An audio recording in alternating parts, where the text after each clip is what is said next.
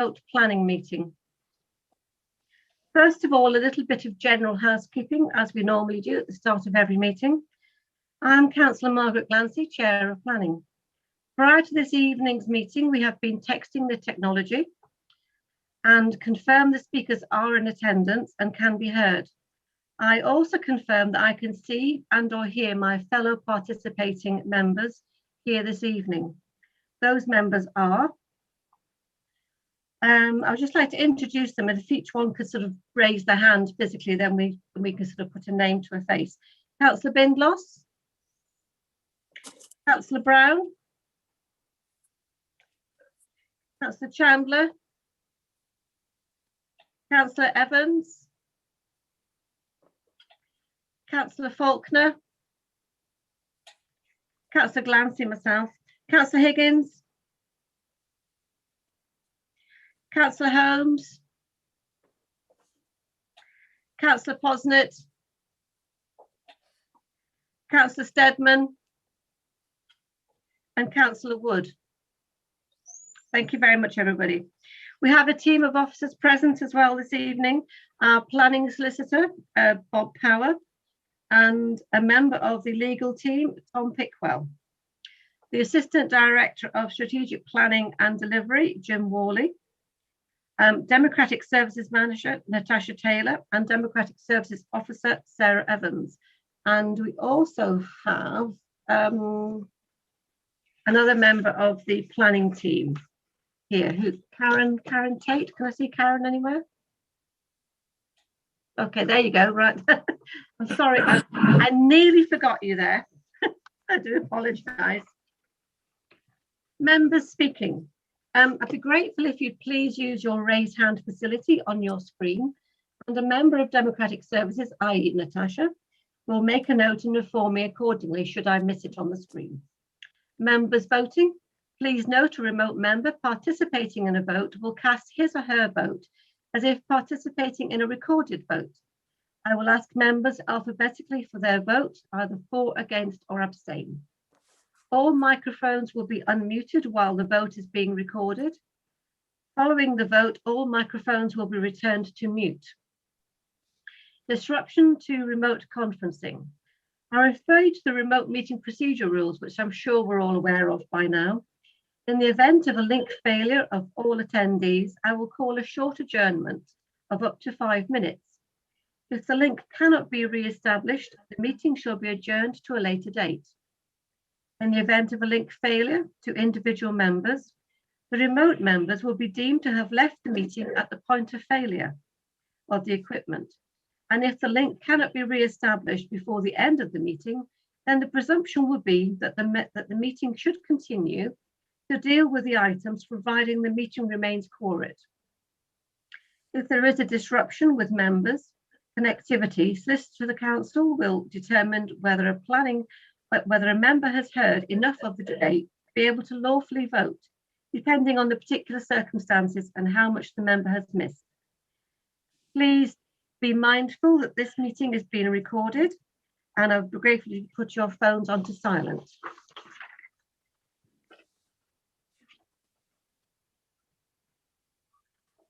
Agenda items. Apologies for absence. I have apologies from Councillor Hewson, and Councillor Evans is his substitute this evening. To confirm the minutes of the 4th of February 2021, do we have any points you want to raise on those minutes? And can I have a proposer and seconder for the minutes, please? Councillor Higgins. Councillor Posnett has her hand raised. And Councillor Janu, I'd missed somebody, and Councillor Posnett. So, Councillor Higgins, are you proposing? Yeah, happy to propose. Okay. And Councillor Posnett, I presume you're seconding? I am seconding, yes. Thank you. Let me just make a note of that. Right.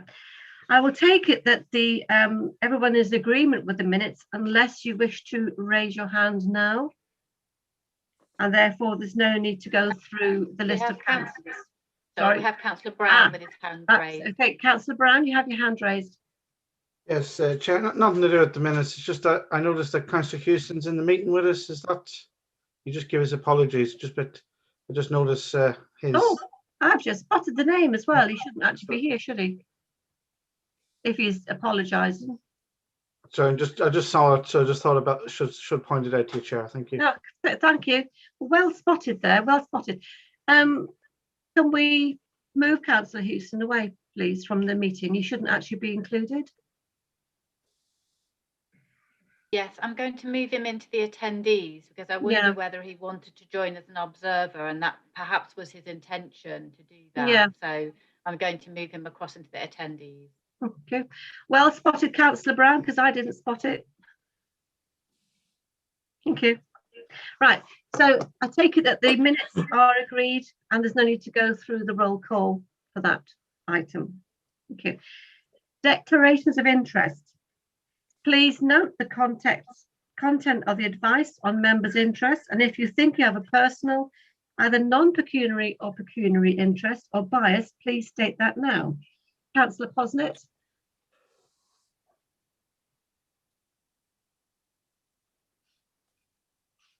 You're on mute, Councillor Posnett. There you go. I'd like to record a personal and prejudicial interest in agenda item 4.2, and I will be leaving the meeting for that item. Thank you. Okay. Right. Please bear with me. I'm writing furiously here. When you're ready, Councillor Glancy. Edmund? Yeah, I will be speaking. Sorry, I will be speaking on behalf of the village, the residents, on agenda item 4.1. Okay, thank you very much. Made a note of that. And Councillor Holmes. Thank you, Madam Chairman. As I've already stated, agenda item 4.3, for everybody's interest, I am the neighbouring farmer, but I have spoken to the solicitor. It's over half a mile away, and I have no interest whatsoever on that. So I think I don't know whether it's a voting or what it is. It's completely different, isn't it? But I thought I ought to find out. I have no interest whatsoever. Thank you. Thank you for letting us know. Councillor Higgins. With your permission, Chair, I just want to bring a little bit of, I was going to leave it for urgent business, but it would make more sense to bring at the beginning of the meeting, if that is okay with yourself. Yeah. I know you're quite suspicious. Yeah, I know you might be suspicious of this, but I don't know. It depends what you're going to say. Just for colleagues on the planning committee's information, we're going, as members will know, we're going through a planning service review, which is not just about the planning committee or councillors participating in that. It's the whole service, how it works for agents, landowners, applicants, objectors, parish councils, you name it. It's going through all the stakeholders. Just like to thank colleagues, Councillor Evans, Brown, Binlos, and yourself, Chair, who is on that, and the officers included. Just the meeting we had, the most recent meeting, which was just our second meeting from our introductory meeting, the Planning Advisory Service has given a short update to that working group, which we will be presenting not just only to the committee, but also the wider membership of the council. And the feedback, I know you'll be slightly embarrassed, Chair, but this is a congratulations to you. It's for the team. It's for the team. Chair, yes, and the team.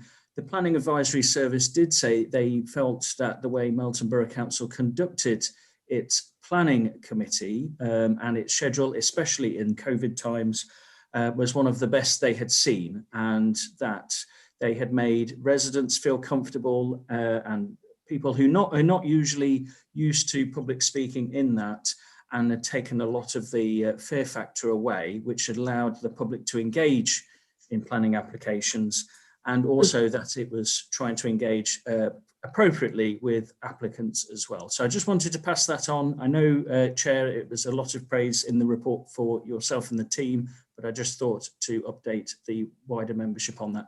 And those presentations will be coming to members very, very shortly. Thank you. Okay, thank you very much for that. And also I'd just like to say thank you everybody for your sort of help in achieving that sort of high accolade. I think that's absolutely wonderful, and you've all done a sterling job. But let's get on with business, because that's what we're here for. So, Councillor Glancy, just before you move to the first substantive item, I'm just confirming that I'm going to move Councillor Steadman out into the attendees. Right, well, you've beat me to it, because I had that written down. Apologies, Councillor Glancy. No, you're right, don't worry, don't worry. 2 minds are better than 1, I think, on this job. Right. Okay, yes, I can confirm she has now moved over into the waiting room, isn't it? Right. Item 4.1 is 20/00219 Overbrook, 2 Mill Lane, Long Clawson. I call on the officers to address the committee, and that is Mr. Worley. Okay, could we have a presentation now, please, Tasha, if you've got it to work?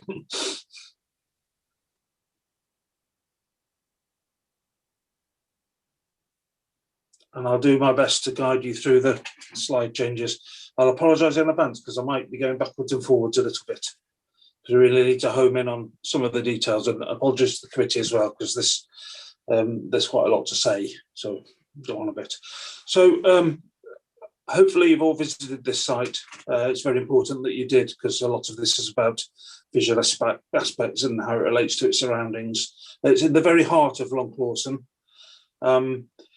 and in the conservation area, and within the limits to development as defined by the neighbourhood plan in that part of the world. If we go on to the next slide, please. At the moment, this is a map of it at the moment. It contains one house in very generous grounds. You can see it on the plan there. This site also includes that red rectangle on the right-hand side as we're looking at of Mill Lane. Again, if we can move on, please. Actually, 2 slides, the next slide's better. Thanks. And this is where it starts to get complicated, I'm afraid. So this is the actual content of the application. And it's one of these wretched, but unfortunately for us, wholly legitimate hybrid applications. And what we have here is a full component, which comprises of the bungalow on the very left-hand side of that screen, and the access road and the bridge, show you a detail of that in a moment, and an outline component of the other 2 bungalows on towards the left, well in the middle of that slide really, and a house on the right hand side in that detached rectangular block. If we can move on again, please, Natasha. This is zooming in on the part of the application. This is full, so we have full details and we can rely on them for that bungalow that was furthest left. You can see here its size and its proximity to the boundaries. It was subject to a very recent amendment to take it a little bit further from the boundary. And as you can see here, it's I think it's 2.7 on that northern edge. And the next slide, please. And there it is in elevation, showing its design. As I say, this is a full component, so this is the bit over which we have certainty. And the next. And the bridge. And the significance of the bridge here is that it shows its opening to be larger than structures at the moment, and that will become centre stage when we talk about how this site interacts with water, basically. Right, I need to be a little bit awkward here, Tasha, please. Can you go back maybe 3 slides to that coloured layout? And I'm going to home in on some, that's the fella, thank you, on some of the key issues here. So you can see Mill Lane towards the right-hand side of the screen, and the bridge, the stream that runs alongside it. I think it, oh no, I was going to call it Rundle Beck, but I'm in the wrong village. The stream by the side, anyway. In the very bottom right-hand corner of the coloured area, you will see some contours, and that's a flood compensation area. That's something that would be introduced by this application that isn't there at the moment. You'll also see there that how the buildings are to the left-hand side of the site and the extreme right, leaving this gap in the middle. and this gap in the middle is really important and will require your attention. The significance of it is identified in the neighbourhood plan as an important view. And what important view means is that it's protected with the words that development shouldn't unacceptably adversely affect it. And you will need to exercise your judgment on that issue today, alongside all of the others. You'll, of course, note the big brown rectangle in the middle of it. That's the proposed car park. I think it's 10 or 12 spaces large, which is proposed to be to make provision for parking for the nearby surgery, which is just off the edge of this screen. At the moment, cars associated with the surgery park in that vacant plot on the right and in the lanes roundabout, and it's sort of quite notorious in that part of the world for being quite congested at times. So the obvious point there is that this car park, particularly when it's full of cars, will be right in that view, and that influences obviously your judgment as to how it's affected and if that effect is unacceptable. I'll just stay on this slide a little bit longer just to try and explain something that's rehearsed well in the report, and it's to do particularly, well, exclusively in fact, with the house on the furthest right, on the east side of Mill Lane, and its drainage arrangements.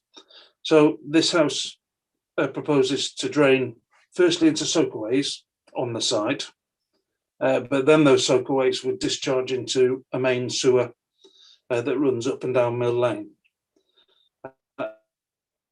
We've had, I hope they're not listening, but because I'll say it as I feel it, we feel we had a torrid time with trying to establish that's a feasible approach. Sorry? You're breaking up a little bit. Okay. It was torrid time for me, Chair. Yeah, I did say torrid time, yes. The problem, the issue we got with Severn Trent is that we've asked them directly whether it's okay or why it's okay for this house's drainage to discharge into their main sewer on Mill Lane when that's already known to be a problem. When it's wet in this part of the world, that sewer discharges a little further upstream and causes a proper and unhealthy mess. It's a combined sewer, so you understand what I mean by unhealthy mess onto the road just north of this site, and it's because of the surgery and shops. It's the heart of the village, lots of traffic, and we're asking them why, therefore, they're not objecting to further water ultimately being discharged into their sewer. And they have responded to that by saying they won't undertake measurements about the sewer, its capacity and what effect it has until planning permission is granted. So we're finding ourselves in this horrendous loop of us wanting to know whether we should grant planning permission based on the capacity of the sewer, and them not wishing to address the capacity of the sewer until we've granted planning permission. And we've tried desperately, or Andrew Cunningham has tried desperately to break through that circle without success. The saving grace in all of this, and the reason we have proceeded tonight, is that should permission be granted, and they therefore wish to make this connection, Severn Trent then have quite separate powers from ours to be able to manage, indeed prevent, discharges into their sewer if those sewers can't take it, or equally to improve them or to expand them or whatever's necessary, basically. So it would be firmly in their hands, but still under control. Tester, if I can ask you to whiz forward a fair few more slides. I'll try and tell you about 4 or 5, please. You'll see, you'll come to a cross section. That's the one. The one before that, please. Okay, so this is about the view I was trying to describe again. And the upper of these two rectangles is the street scene as you see it when you're looking into the village from the south. And you can see the roof lines and the Mill Lane itself and the little stream I described towards the right. And to the bottom, you'll see the proposed development superimposed, basically. So if I can just draw out some features here, and which I hope will bring to life some of the content of the report you've got. Firstly, the houses on the left. You can see from this diagram how they're deliberately tucked behind on a left to right axis anyway, the existing houses. So when we talk about there being a backdrop and it not interfering with the gap, therefore not blocking the view by the houses, that's what we mean. You can see on the right that the new house there is perfectly in line with the existing houses on Mill Lane, so equally it doesn't interfere. And importantly for your considerations, you can see in the middle where the land is lowered and flattened, and they've even depicted a couple of cars. So this is with reference to what I was describing earlier about the degree to which the view in and out of the village, identified by the neighbourhood plan, is handled or is affected, should I say, and therefore these factors for you to consider in assessing the seriousness of that effect. Natasha, if we can proceed. The next few slides are simply photographs of the vicinity, but because I know that you've all visited in the last few days, none of this should come as a surprise. That's Mill Lane looking north. That's sorry, north. I meant south, not north. That's the application site with the existing house set quite a long way back. You'll have seen this for yourselves. So they're the nuts and bolts of it. You'll have read the report and our recommendations of approval with that important safeguard in mind that Severn Trent control the sewers. The other piece of news I need to report is that the Ministry of Housing and Local Government has been in touch today to say they have received a call-in request for this application, and they have asked that I keep them informed with how we proceed tonight as soon as I can, so later on or first thing, and they will decide what to do with that request after they've learnt of our results. And with that, I don't have anything further to add. Thanks, Chair. Okay, thank you very much. Do we have any officers of, sorry, any questions of Jim at all? Can't see any hands raised. Oh, yeah, no, we've got two now. Councillor Higgins. All I will say is when Jim was talking, it did sort of stutter still a little bit. I think I did understand everything. So I'm just going to put it out if another colleague felt they understood it. It wasn't you stuttering, Jim, it was the connection. The only other thing I would say is when I was looking at the pictures, I did get a little bit lost of, because there was no mouse to sort of point me to the eye. So if we could, when we go to debate, if that could go through, I would be very grateful, Chair. Thank you. Councillor Wood. Yeah, just a small question really. With the car park that is intended, given that that's a fairly large area of hard surface, where would that drain to in the case of, say, a rainstorm? And has that extra drainage actually been figured into the modelling in terms of flooding, do you know? Yeah, all of the development has a drainage system which incorporates attenuation, as they do these days, in two separate parts, left of Mill Lane and right of Mill Lane, obviously left much bigger. And yes, this is all factored into, well, firstly, the capacity is calculated based on surface area. And secondly, yes, it's all factored in terms of flood risk. Thank you. Councillor Holmes. Thank you, Madam Chairman. If I could just ask Chief Planning Officer, have you any idea how far this car park is? Funny enough, I was asking not the same thing at all. How far this car park was from the surgery, and obviously you're going to have to get up to that car park, because normally people who go to a surgery are perhaps not very well, and it's far enough to go to this first car park, but to go to a bit further on a park, and I do know that it gets incredibly full down there. It is my surgery, and so I just wondered if you'd measured how far it is away from the surgery, the new car park to be proposed. Thank you. I haven't, I must confess. I'm looking at a map now and I would estimate in the region of 30 yards. I think the intention is that the car park would be for staff rather than patients, as indeed Right. is the whole car park. Thank you. Thank you. Any other questions? No, okay. Councillor Evans has his hand raised. Councillor Evans, all right, okay.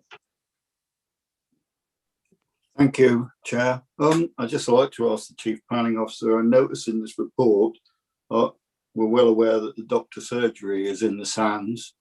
There seems to be no acknowledgement of the fact that I've been a councillor only 2 years, and I know that the Sands has flooded twice in that time. And there's a history of flooding around Mill Lane, which goes back many a year, but recently it's been flooding very often. In fact, the public house, as you know, has been completely inundated by it in recent years. Yet I see nothing in this report that's sort of highlighting that at all. And there is one other thing. Obviously, the part of the reason that is happening is because the culvert under the Sands is blocked. Leicestershire County Council produced many a report about it. The amount of its capacity blockage is not certain. In fact, a recent report said it needed to be surveyed. It was at least 50% blocked was the latest estimate. And they reckon that this is causing massive problems. And the LCC report says they need to do a new survey to see what capacity that culvert really happens. And neither of those things are highlighted in this report, which I found unfortunate. Thank you, Madam Chair. Would you like to respond, Mr. Worley? No. Yeah, certainly. If I can direct members to page 27 of your pack tonight, paragraph or section 5.7, you'll see all the flood details starting there and continuing for quite a way. The report Council has referred to has been produced by the LLFA. They have not submitted it to us because I understand it is neither finished nor public yet. So Okay. on the actual issue of substance, we were persuaded in this recommendation by the fact that this scheme would introduce attenuated drainage and increased flood storage capacity, and therefore on both counts there is betterment on that topic. Okay. Thank you very much. Does that answer your question, Councillor Evans? Not really, because I've looked at page 27, 29. I see no dates saying when the Sands has been flooded, which is my concern. The frequency of it is not, the Sands itself is not it's 1 in 1 at the moment as a flood risk play. And obviously anything, as a geologist, I know anything that feeds into it will have a significant impact on that flood risk. And we have in the middle of it, as you know, a doctor's surgery, and I was there, and I'll speak some more about this. I was there when it was in inches of flooding. Yeah, these are just questions. I think you can sort of make well, your I was just saying in the debate if you don't mind. Sorry, Chair. I was just saying he said the dates are here. They are not here. I can't find them. Okay. Thank you. Right. Okay, so thank you very much. We have 3 speakers on this. We did have 4. We've now got 3 speakers on this matter this evening. The first speaker is a gentleman called Peter Briggs, and he's an objector. If you could bring Mr. Briggs forward, please.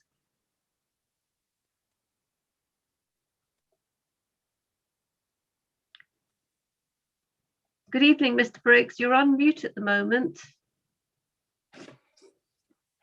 Hello. Hello there. Hi. Welcome back. You have 3 minutes, Mr. Briggs.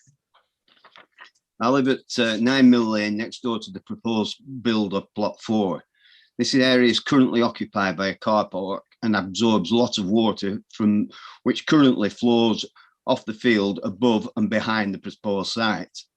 There have been several floods in the last few years, the worst of which occurred in 2020. The National Planning Policy Framework 156 tells us that flood risk in all sources should be managed. As stated, Water flows from the fields above and sits on this site, allowing it to act as flood storage. The plans propose a retaining wall being constructed. This will divert the water elsewhere. In this case, from south to north fall of the land, it will go directly into mine and my neighbours' houses. Putting a flood storage on the opposite side of the road is of little comfort to us, as this water is on our side of the road and is highly likely to come through or under our retaining walls. And this is above where we live, so the water will pass into that anyway. In the flood risk assessment documentation, page 6, it states that the finished floor level of plot 4 is recommended no lower than 65.12 AOD, which equates to 1 metre above street level. At this height, above my home, the windows, the plot 4 will overlook my private garden and that of my neighbours, intruding on our privacies and amenity. Policy H4 states that it should not adversely affect the character of the area or amenity of the neighbours. Clearly, this application does not do this. Recent plans show that the plot has been reduced to 1 dwelling. However, this has increased in size to 3-bedroom house.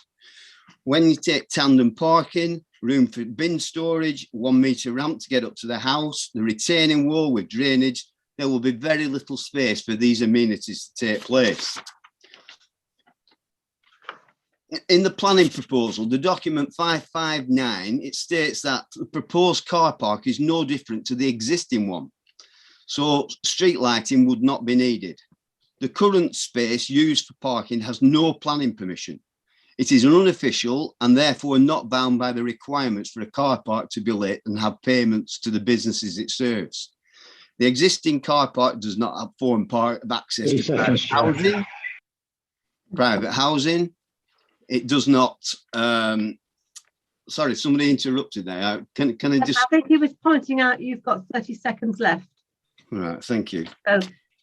The newly proposed car park, well, it is outside my house. It will be inclined into the bank. I get 12. It will be into my house, shining into my house. For 12 hours a day. It says it won't, people will just come there each day and not move. That's total rubbish. They're moving all the time in and out. It also states that flood emergency service vehicles should have 15. Yeah. Sorry, could I just ask, are you about to conclude because you're out of time? Yes, I've got a 1 paragraph to finish. Okay, if you do it quickly, we'll hear it. Yeah, okay. So it states that it contradicts the 15 centimetres of water which the fire brigade says should be on the road in case of emergencies, which could flood your engine. This allows for 40 centimetres of water on, so that needs looking at. Finally, if planning permission for plot 4 is given, there needs to be a compromise. We have had so many floods just recently and so much damage. There is no room for compromise here. It should be thrown out because this is based on greed, not need. Okay, thank you very much for that. Thank you. Sorry to have cut you short, but you only have 3 minutes. And yeah, well, it's our what's the name? That's at stake, though, isn't it? Well, I say, but you only have 3 minutes, so 3 minutes for our lives. Thank you. Well, the thing is, I think your address to the committee has been sent in, and yes, members have. Fair enough. Yeah, thank you. I've read it. So thank you. Yeah. So thank you very much for your time. Yes, thank you. Do you have any questions of Mr. Briggs? Councillor Higgins. Councillor Higgins. Do you know what? I can't get used to these little hands waving at me. And Councillor Higgins. That's okay, Chair. Mr. Briggs, thanks for your very detailed presentation there. And as Councillor Glancy said, we've seen that as well. So I'm sure we will take that on board. I thought because you were making a large part of where you live in the proximity for the site, I was going to ask Mr. Worley, Chair, if he could put that map on that, which was in the presentation. And Mr. Briggs, if you could identify where you lived, it would help me in my mind of what you was conveying to the committee. And then Thank if I you, could, Mr. Worley. I do have a few questions, Mr. Briggs, as well. While you, an easier reference point might be page 23 of your pack, because you can see there in sort of quite large scale the plot 4 to which we're referring, and Mr. Briggs's house north of it. Okay, Right. Number 9. On the proposal, I live at number 9.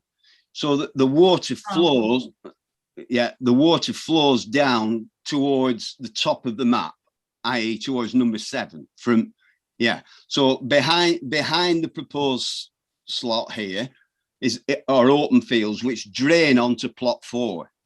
Now the area where it's going to collect all the water up at the top, can you see where the contour lines are? That will collect water coming off the left-hand side of the field, but it will not collect water coming from the field behind the proposed plot and going down towards the centre of the sands and this, that, the other. And could I also just clarify for Mr. Worley's sake, he said about 30 metres to the surgery from there. It's a lot further than 30 metres. Thank you. That answers my question. And you want another question, Councillor Higgins? No, Mr. Briggs, he was answering all the questions I had stored for him, so he's done very well there. So thank you, Mr. Briggs. That really helps me visualise it from your point of view there. Thank you. Thank you. Yes, thank you very much. Any other questions of Mr. Briggs? Nope. Well, thank you very much, Mr. Briggs, and thank you for coming along this evening. And I do apologise for cutting you short. It's all right. Thank you for hearing me. Thank you. This time. Thank you. The next speaker we have is Richard Cooper, who's the agent.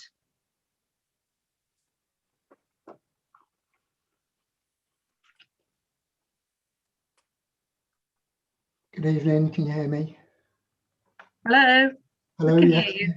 You can hear me. I'm sure you know the routine. It's 3 minutes from now, from when you start. Okay. Thank you. Good evening, councillors. This application concerns a small development of 3 additional dwellings within a highly sustainable location, which brings with it public benefit in the form of a permanent parking area for the village doctor's surgery. The scheme is supported by the officer's recommendation and has no technical objections from your statutory consultees. As outlined in the report, there is no conflict with either the neighbourhood plan or the Melton local plan. My client, Mr. and Mrs. Cook, are Long Clawson residents who have inherited Overbrook and wish to build their retirement home. The scheme proposes 3 bungalows in the heart of the village and a 4th plot infilling a development gap on Mill Lane. There could not be a closer location to the central village amenities for those like them wishing to downsize. The development maintains important views out of and into the village from Mill Lane, and overall the development represents a positive addition to the village conservation area. We understand local concerns regarding the history of flooding on Mill Lane. My client, along with other landowners, has been party to recent improvement and clearance works to the stream, which have been undertaken both upstream and downstream of the culvert. This committee comments regularly on flood risk issues and development proposals. However, it's important to note that this development is not on a floodplain. Past problems have arisen due to the existing culvert, for which this development cannot be responsible for resolving. Your technical consultees have examined all reports, have reviewed the allegation that information is inaccurate, and have been interrogated diligently by your planning officers. They have concluded that the development does not contribute to flood risk. There is no increase in water entering the culvert as a result of this development. The bridge replacement removes obstacles which have previously caused issues. This gives an opportunity for betterment as a result of the development, not harm. The new property levels are set so they are unaffected by future culvert flooding should it happen again. More than adequate ground level recontouring is provided within the development relating to the footprint of plot 4. There is scope for betterment of this figure in detailed design should the committee wish to see this. The officer's report contains suitably worded planning conditions to address all drainage concerns. On this basis, we ask you to carefully consider the recommendation before you and permit the application. Thank you. Thank you very much. Do we have any questions? Councillor Holmes, I see your hand is raised. Thank you, Madam Chairman. Right, Mr. Cooper, we brought up two things. Car park. I'm sure it is further than, don't want to contradict our planning officer, but knowing where the area is, knowing where the surgery is, I'm sure it is considerably further than that. And then somebody else said that it was only going to be for the staff. Is that not right? But you seem to think it's for patients anyway. No, it is a long way away. And you've got to go uphill to get to it, haven't you? The other thing, the bridge. I'm glad you've mentioned that. It looks on the plans as though it's going to be considerably wider, the bridge. Does the applicant own the area at the end of the bridge, at the street side of the bridge? Okay, I'll answer those two questions. So firstly, on the parking, it is a staff car park. The area that is taken up by plot 4 is a staff parking area. There's a sign on that. As the application describes, it's an informal arrangement. It could be withdrawn from the surgery use at any time.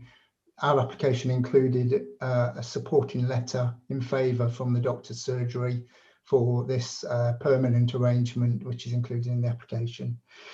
The bridge is wider, correct, at the request of Highways, because we've got traffic coming in and out to go to the new parking area. And the street side is a Highways verge access as any access from a public highway will need Highways approval. That again, that's outlined in the officer's report. Thank you. Thank you. Councillor Evans, your hand's raised. Oh, thank you, Chairman. Could I ask the applicant here, I should say at this point, me, Louise and Jim and the applicant and the owner had a meeting before this meeting, so there is some knowledge behind this and we discussed it in detail. One of the things, I'm a geologist, so I have to say what my background as a geologist, I've got a doctorate and all the rest of it. One of the concerns I have is I know this area fairly well, obviously, and it's basically full of alluvium. It's an unconsolidated sediment. When the flood happens, you can see it because the water is absolutely saturated with sediment. I'm really concerned that this underground storage system will be flooded with silt before you can even say hello, especially at the levels you're digging into the bank. You're then putting compensation schemes in. We know over the last few months, for instance, we've had the ground completely saturated with water. I know because I walk over the fields and they're saturated. How are you going to guarantee that the silt won't happen over a winter and then you'll have no storage capacity in it at all? It'll be completely silted up. Thank you, Chair. Okay, thanks for that, Councillor Evans. Yeah, I know the silting issue has been raised by residents. I think the best way to describe these underground attenuation systems are that they're enclosed. So there are a series of cellular crates that get put into the ground, but then they're wrapped in a material so that groundwater their purpose is not to take groundwater. Groundwater has got the silt in it. These are taking water from hard paved surfaces that is essentially clean water. There are a number of ways of designing them. That we've got a planning condition recommended on this application for the detail to be presented at the condition stage. In addition to that, the flood risk assessment has a series of maintenance recommendations, which again are also tied up in the conditions the officers have suggested. Okay, thank you. I thought I saw Councillor Brown's hand raised earlier, but it seems to have gone down, so I presume you don't have any questions. No, Richard quite kindly answered my question with one of the other questions. Okay, that's fine. I just see, I do spot people. Sorry. Thank you. Right, thank you very much, Mr. Cooper. Thank you. Thank you. Thank you. Our final speaker on this matter is Councillor Steadman, who's one of the ward councillors. Evening again. You have 3 minutes, Councillor Steadman. 3 minutes. Thank you. And we're quite strict. Oh, sorry. I thought you'd finished. Chair, councillors, plot 4, the existing car park, proposing to put a retaining wall and utilise the existing drainage route. This existing drainage route onto the car park from the field above sits there and eventually overflows into the road. The underground suds does not account for this field runoff, and the NPPF reminds us at paragraph 156 that we should manage flood risk from all sources. The residents are going to live in a constantly boggy, waterlogged plot. Stone-filled crates underground as a subsystem. As Dr. Cooper's representation says, alluvium is mapped down Mill Lane and through the village. It is a floodplain.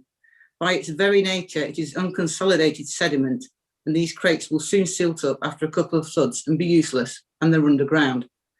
The NPPF paragraph 160 says that development would be safe for its lifetime, taking account of the vulnerability of its users without increasing flood risk elsewhere. This is not the case with this plot. The very last treatment route to use in the SUDS manual is to the sewers, and this is exactly what's suggested here.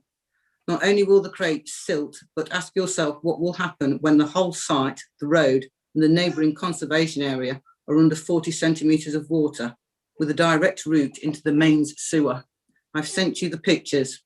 Then add in the alluvium, silting the crates up, and possibly the sewers. Once you grant permission at outline, we will reach a compromise situation with major flooding averaging once every 2 years. Further properties and businesses are already at threat. This is not the place for a compromise. It is considered the opinion of the report that the Neighbourhood Plan Policy ENV8 important views is not impacted. We wrote the Neighbourhood Plan, and it is our opinion as a legal right given to us under the Localism Act that this view is important, and that a car park, whether sunk into the ground or not, bisecting this view will be highly visible from the central hub of the village, and also from the rural approach to the village down Mill Lane. It will be the first thing that you see. If this view is not important, then one wonders why the houses at the top of this plot are massed together, huddled to the boundaries of the small cottage gardens and houses on Back Lane, which form the natural boundary to the built form of the village. The staff car park is of no benefit to the village whatsoever. This application is contrary to our Neighbourhood Plan Policies ENV8 Protected Views, C9 Safe Streets and Paths, EN1 Important Views, Approaches and Settings, EN6 Contribute to the individual character of a setting, H7 Not disrupt the visual amenity of the street scene, H4C the amenity of neighbours, and D the massing of properties. If you want that in local plan policies, it's EN1, EN6, EN11, and let's just throw in the NPPF with paragraphs 155, 156 and 163E. Thank you very much. Thank you. Thank you for that. Do we have any questions of Councillor Steadman? Oh, Councillor Higgins, you have a hand raised. Yeah, because I think Councillor Steadman was saying about a floodplain and then views, and I think, Jim, if I can get you to that picture again, and Mel, if you could point to Jim to get the cursor over where the views are on there, and then where the floodplain is, that would be helpful to direct your commentary with that local area. Thank you. Sorry, Wally. It's okay. Could Councillor Steadman narrate the extent of the floodplain, please? Sorry, I'm not looking at your map. I'm looking at my map, which is the flood study for Long Clawson done by Leicestershire County Council in May 2020, which I refer to. You were looking at the whole of the lane, the land between 9 and 11 Mill Lane, so that car park area, apart from the raised bit of grass on the right-hand side. And the reason why it's not classed as a 5% AEP is because it's raised. Then right down the road and towards the main road on the left, top left of the screen. And then right down the road again, forming a nice big pond around the pub, across the main road, the car parks, and through out the other side of the village.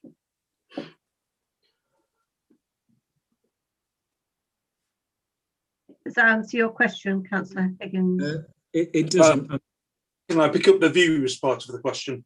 Yeah, I was going to say. If you can scroll down, it's a couple or three further slides, please, Natasha. Is that cross section again? It would be the easiest reference point, I think. Yeah. So this is a diagrammatic representation of the view into the village from the south. Before. And what are you asking? What I'm saying is, on your site visit, if you walked down Mill Lane, that car park is the first thing that you see. Yeah. Okay. That's really helpful, I think. Chair, thank you very much. Thank you. Thank you for that. And no more questions for Councillor Steadman? No. Well, thank you very much, Councillor Steadman. Thank you. Thank you.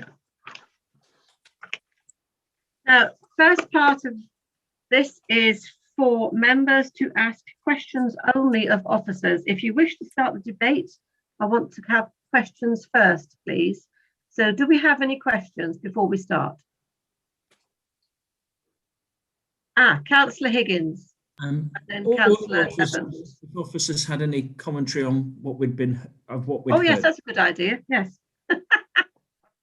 Okay, I did. Getting ahead of myself. Sorry. I may be straying into semantics or splitting hairs, but I did notice some words that Councillor Steadman used regarding the important view. I always knew this was going to be centre stage for this application, which is why I dwelt on it as well. May I take you to paragraph 5.3.13 of the report on page 20 of the pack?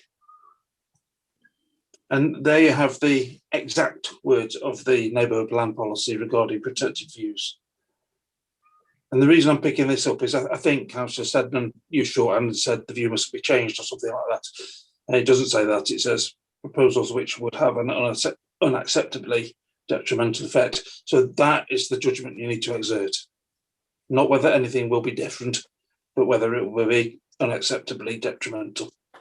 Okay. So, that's one thing, and I just reacting to something Mr. Cooper said when he was speaking or answering a question regarding the extent of flooding in the area.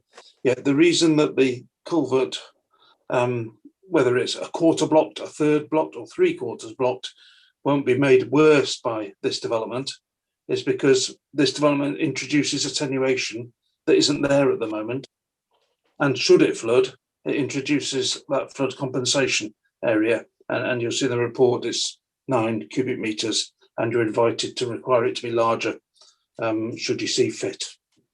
The house on the right, the plot 4 we've been speaking about, doesn't have the same dynamic with the brook and the culvert because the road and the sewer is in the way, and it's got its own issues, but they're different issues, and that's the business with Severn Trent that I was describing earlier. Okay, thank you. Right, so thank you very much for that, Councillor Higgins, to draw my attention to that. I had forgotten to go back to officers for their comments. Right, let's move on. Do we have any questions of officers? I did see Councillor Evans's hand up first, and then it's Councillor Holmes. So if we have Councillor Evans first, please. Thank you, Chair. Yeah, my question is on page 5312, where the officers say overall it is considered that by virtue of removal of the existing unsympathetic buildings, From what I saw when I was on there, they looked very sympathetic towards what was already within that area, and the ones that are going to be built, I think bungalows, are going to look very similar to the bungalow that's there. So I wondered why the officer thought the existing buildings were unsympathetic to the street scene. Did you want to respond, Jim? Yes, well, it's a They're outbuildings, aren't due they? respect, it's a nondescript 50s bungalow in a traditional setting. Okay, thank you. Councillor Holmes? Thank you. If I'd like to ask Chief Planning Officer, I've been thinking about this one all the time since I'm sure you said that if we gave permission for this, it would be then that Severn Trent or whoever it was would then come in and decide what they were going to do. Is that right? Yeah, I did say exactly that. I said that we felt trapped in this vicious circle where they won't address that question until permission's in place. Right. But we want that question addressed so we can proceed with certainty one way or the other. Yeah, of course. I thought that it's a bit like shutting the door when the horse is bolted, isn't it, really? But I thought that's what you said. I just want to clarify. I knew it's what you'd said, really, but I just wanted to clarify. Thank you very much. Thank you. Thank you. Mr. Power, you've got your hand raised. Yeah, thank you, Chairman. I just wondered whether this issue that Councillor Holmes raised is something that to be dealt with by an appropriately worded condition. I don't know if Jim has something you may wish to say about that. I thought it was already covered. Sorry, Bob, was that to me? Yeah. Sorry, you just went fuzzy at the email. Sorry. There are lots of conditions about drainage proposed on this application, but probably the most important factor is that Severn Trent have the controlling powers quite separate and additional to us. And then their part of their role is to manage inputs into their sewer. So basically there's no need to add an extra condition, or do we have to? Well, I think I would suggest to you that it's covered by the conditions already recommended. And then, as I say, there's this extra layer of management which sits outside of us. Right, okay. Thank you very much. Does that answer your question, Mr. Power? I think so, yeah. Yeah, thank you. Councillor Bindloss, is this a question? Yes, this Chair, Okay. yes. Chief Planning Officer. Yeah, with regard to Severn Trent, is this this standpoint they have at the moment, is this normal? I mean, I've not been doing this very long, but I've never heard of this. So is this something that you would expect as normal, or at least not particularly unusual? We've come across it before, I would certainly say that.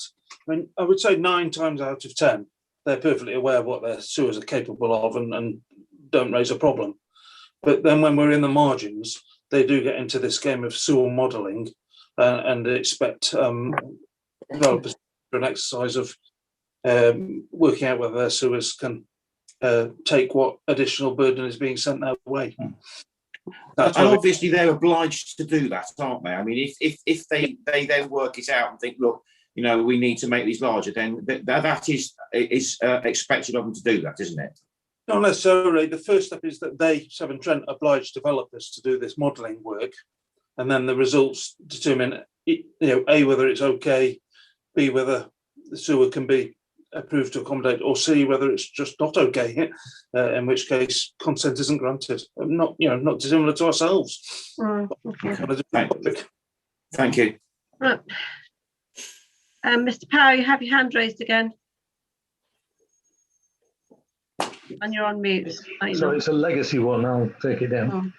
Oh. It is, indeed, it is. Councillor Evans, you have your hand raised, but you've already asked one question, so can we sort of move on to the debate, or is this an urgent question?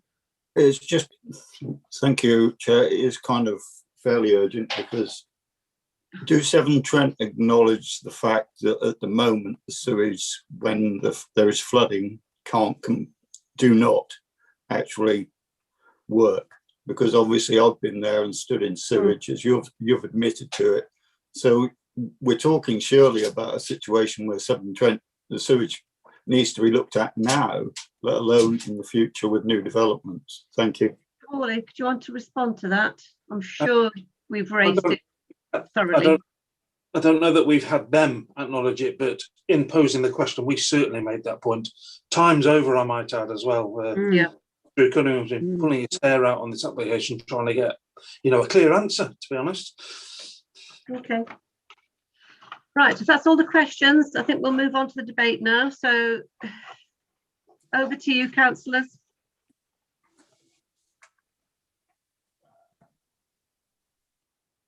Can't see any hands raised.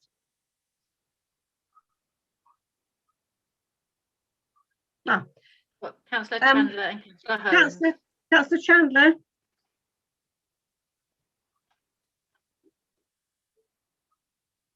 You're on mute, Councillor Chandler.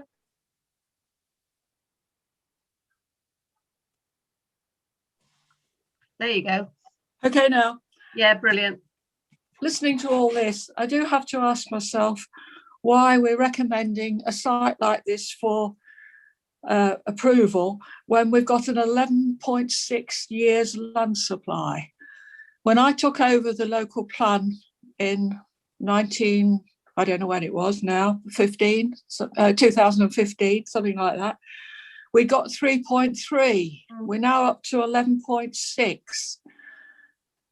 How are you going to make this site safe? You can model for day in, day out, weeks in, weeks out, but you don't know whether you've got a proven case of safety until you get a flood.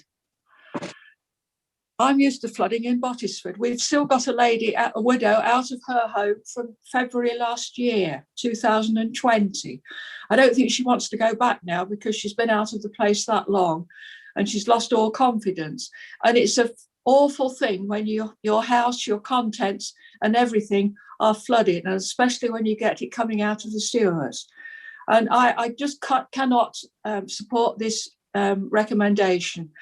We've got an 11.6 years land supply. We shouldn't be looking at sites like this. Thank you. Thank you.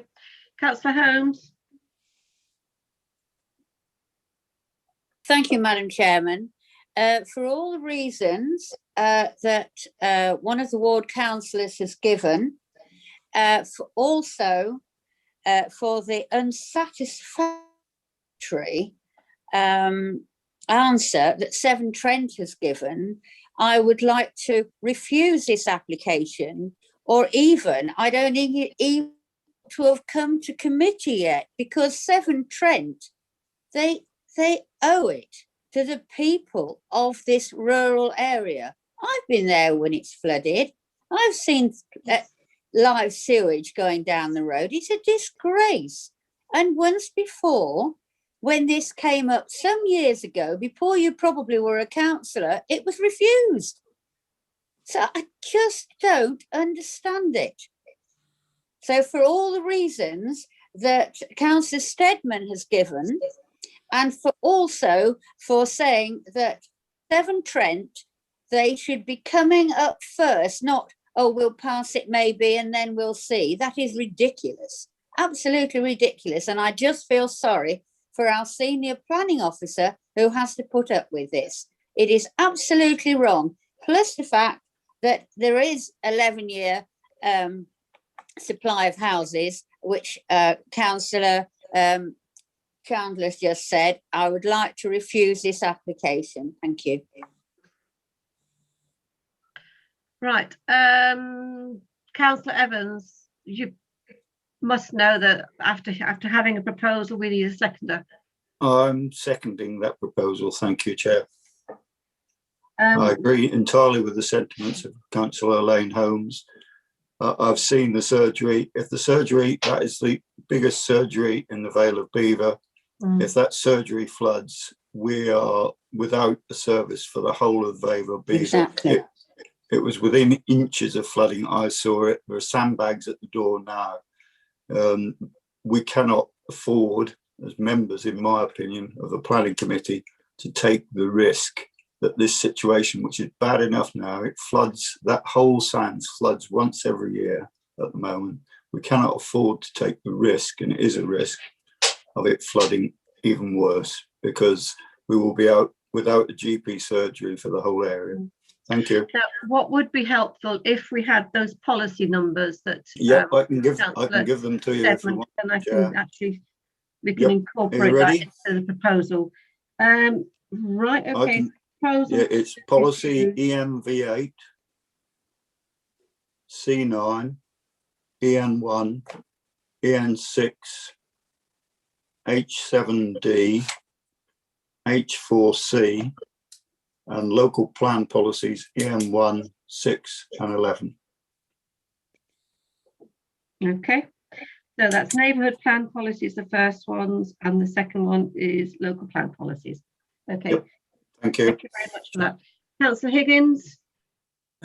You can go to Mr. Wall. He's probably going to answer a question I would have had of the officers. Okay. The only thing I will say is Oakham Road Summerby on this, because it sounds very similar, and I remember how that case went. Is the parish council had to get evidence to prove flooding, and it did, to get this committee's refusal on it, and then it was wiped out at an appeal, but because well, more legal wranglings and things like that. So, but I'm sure Mr. Worley can answer those questions anyway. Thank you. Right. I don't think the refusal centred around flooding, though. It was a lot of other policies as well. So yeah. No, but obviously, yeah, I know where you're coming you from. Have to, we have. I understand. We have to. It's not. It's Councillor Evans said we can't take the risk. I understand the way the planning law works is we have to rely on evidence to say it will flood, not flood, yeah. think it will flood. Thank you. Yeah. We know it will. Yes, Jim, did you want to come back on that? When I put my hand up, I was on similar territory to Councillor Higgins. In fact, almost exactly the same territory, to say that, you know, if we're going to refuse an application, and not just this application, any application on flood grounds, we need to be in a position to prove that it will cause flooding or make flooding worse. On the important views, the ENV8 stuff, very much a matter of judgment, and I'm a whole lot more relaxed about that. But if I caution members, like Councillor Higgins just said, it's evidential, and we have to be in a position to prove, not suspect. Yeah, okay.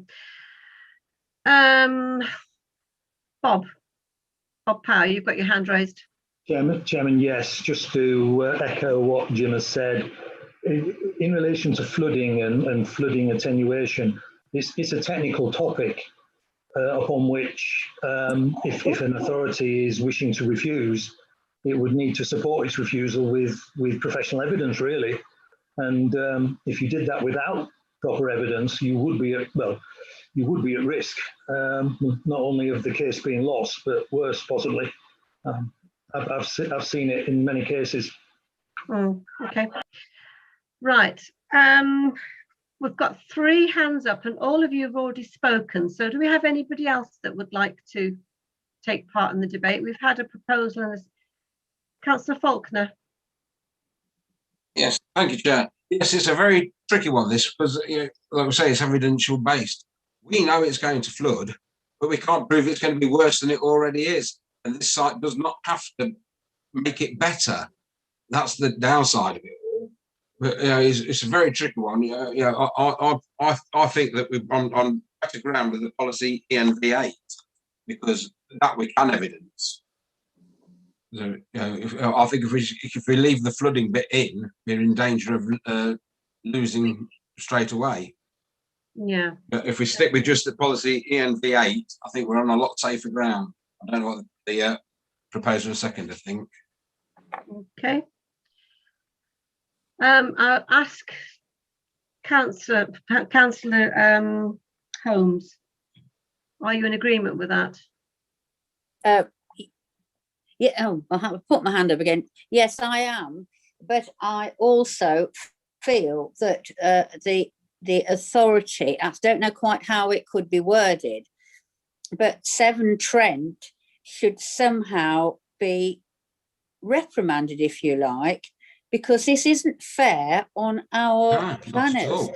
I don't really think we can go down that route. No, well, I think we can, because look, I've had flooding. In fact, where I got coronavirus, we now think, was actually because we got flooding in Waltham, and that was terrible. And Severn Trent didn't really want to know, and it's a very, very serious matter, incredibly serious matter, and somehow they ought to be brought to book, because you can't. It's not fair on our planning officers or any officers. What you're saying is to leave the flooding element in there in past by refusal. I'll have to ask my seconder what he thinks, please. Right, Councillor Evans. Thank you, Chair. Want to review the policy that you're going to refuse? Yeah, it's just, I just want to point out that there is an LCC report on this that makes it very clear that one of these plots does flood. It's a high risk area. Obviously, it's not the one on the green fields. It's the one that's by the neighbour of number 9. I've been there. I've seen it flooding. So for the officer to say there is no flood risk, I've seen the report. There are there's a new report too. Both of them make it very clear that anything on Mill Lane is at high risk of flooding. So I don't know why that's not been put in evidence. So that's why I think the flooding has to stay there, because that plot is on this plan and we can't separate them from it. Thank you. So it's left in. Councillor Brown. Yeah, I was going to come in and just say that in relation to the flooding bit, maybe we could get some clarification, Chair, just on what Councillor Evans has just said. That might be helpful. But aside from the flooding, I was thinking we'd be on good steady ground, pardon the pun, if we had to leave the flooding bit out, to look at ENV8, C9, EN1, EN6 and H7. They're the ones that I would feel is probably more relevant and more we're able to defend it. I appreciate the bit of the flooding. I've been on the site many years ago. I think I was up there one evening meeting some friends, and I remember if flooding and the pub flooding, etc. But if we have to have it evidentially based, which we obviously do, I'd obviously rather stick to what I've just said. I want to repeat that so I can write them down, because you did speak rather quick. Sorry, apologies. Yeah. Sorry, I felt that to be on safer ground, Chair, that ENV8, yeah, view 16, C9, yeah, EN1, EN6, and H7D to me would be if due to this contentious issue over the flooding that there would be much more sounder areas in which to refuse, because I do agree with it. I've been on the site, I know the site over the years, and looking at the topography of it, I think there could be a lot more work done. And it's the housing, yes, I agree with, but you do have to take into account the impact upon the environment and the surroundings. Okay. So you're still not willing to take out flooding, either Councillor Evans or Councillor Holmes? You still want to leave that element in there? I'm quite happy to do that if we're on better grounds taking it out. Right, okay. I mean, I know what it's like. I know what it's like. So it's just okay. And we have got to realise that every year it gets wetter and wetter. I mean, we can keep saying 50 years, 100 years and all that rubbish. It's not like that anymore. We are in a global warming situation, and we've got to realise. Thank you. Okay, thank you. Right, now who have we got next who hasn't, or can't? Oh, Jim, you've got your hand raised. Yeah, thank you, Chair. I think to apologise really, when I made my comment about ENV8, that I was comfortable with that. I would extend that to the short list of policies that Councillor Brown referenced, because they're all interlinked really. It's all character of the area, character of the conservation area kind of stuff, of which that view is one component part. So it all comes together as a package, in my opinion, and therefore comfortable that you're exercising your judgment. If you do it for one, you do it for them all. Okay, so the policies were ENV8, C9, EN1, EN6, and H7D, basically. It's the local plan ones and their neighbourhood plan. The neighbourhood plans. Okay, thank you. Who hasn't spoken yet? We have, oh, there we go. Councillor Chandler, you have your hand raised. Thank you, Madam Chairman. The NPPF, paragraph 155, states that inappropriate development in areas at risk of flooding should be avoided by directing development away from areas at highest risk, whether existing or future. And I come back to my 11.6 years of land supply. Why are we even considering this site? Yeah. That's in the NPPF, paragraph 155. Thank you.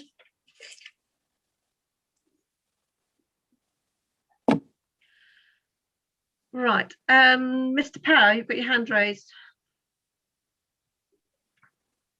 Thank you, Chair. Just one or two issues. I wasn't clear whether Councillor Holmes was accepting Councillor Brown's alternative proposal, in which case there isn't a motion including flooding at the minute, if that was the gist of what she said.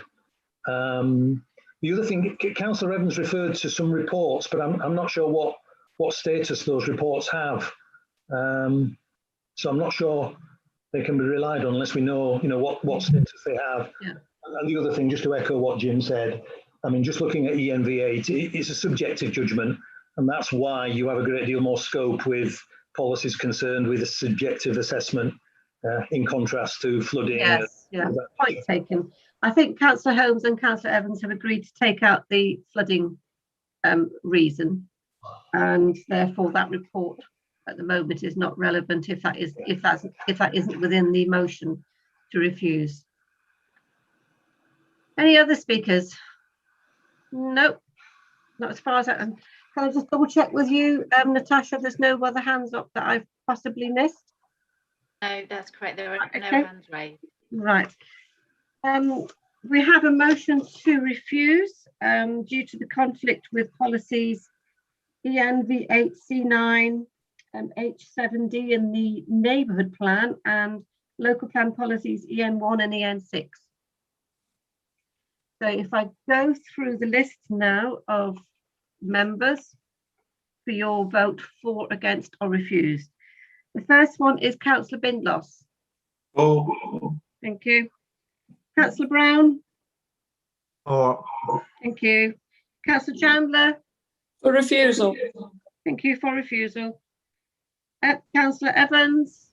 Oh. Thank you. Councillor Faulkner. For. Thank you. Councillor Glancy for. Councillor Higgins. I'm going to abstain on this one. Thank you. Okie dokie. Councillor Holmes. For. Thank you. Councillor Posnett. For. Thank you. And Councillor Wood. For. Thank you. There's 1, 2, 3, 4, 5, 6, 7, 8, 9. 9 for refusal and 1 abstention. And Councillor Steadman is absent from this matter. So thank you very much. That item application is refused.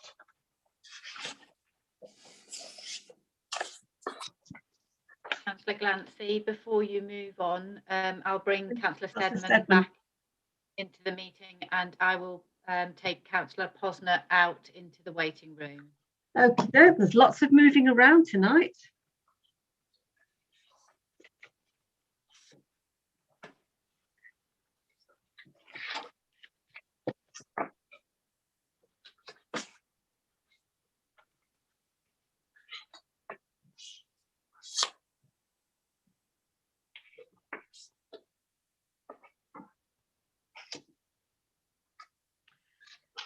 Welcome back, Councillor Steadman. It's like musical chairs tonight.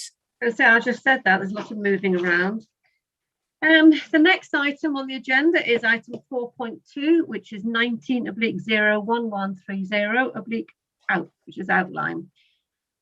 Outline application for the erection of 10 dwellings of different house types and access only. And that is at Cleves. Let me just get my address out. What does it say? Cleves Close, Melton Mowbray. Okay. Over to officers, which I think it's Karen Tate who will be addressing the committee. So welcome, Karen. Thank you. Thank you. Over to you. Natasha, if we could have the first slide, please.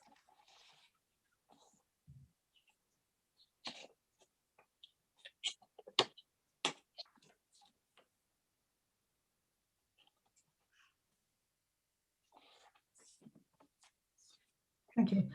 Chair, if I can start by saying 2 updates in terms of objections received.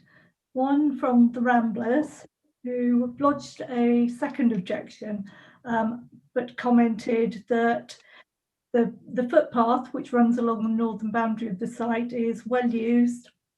It would benefit from some improvements to it. If it were going to be diverted in respect of a development of the site, then they would expect it to have its own green corridor.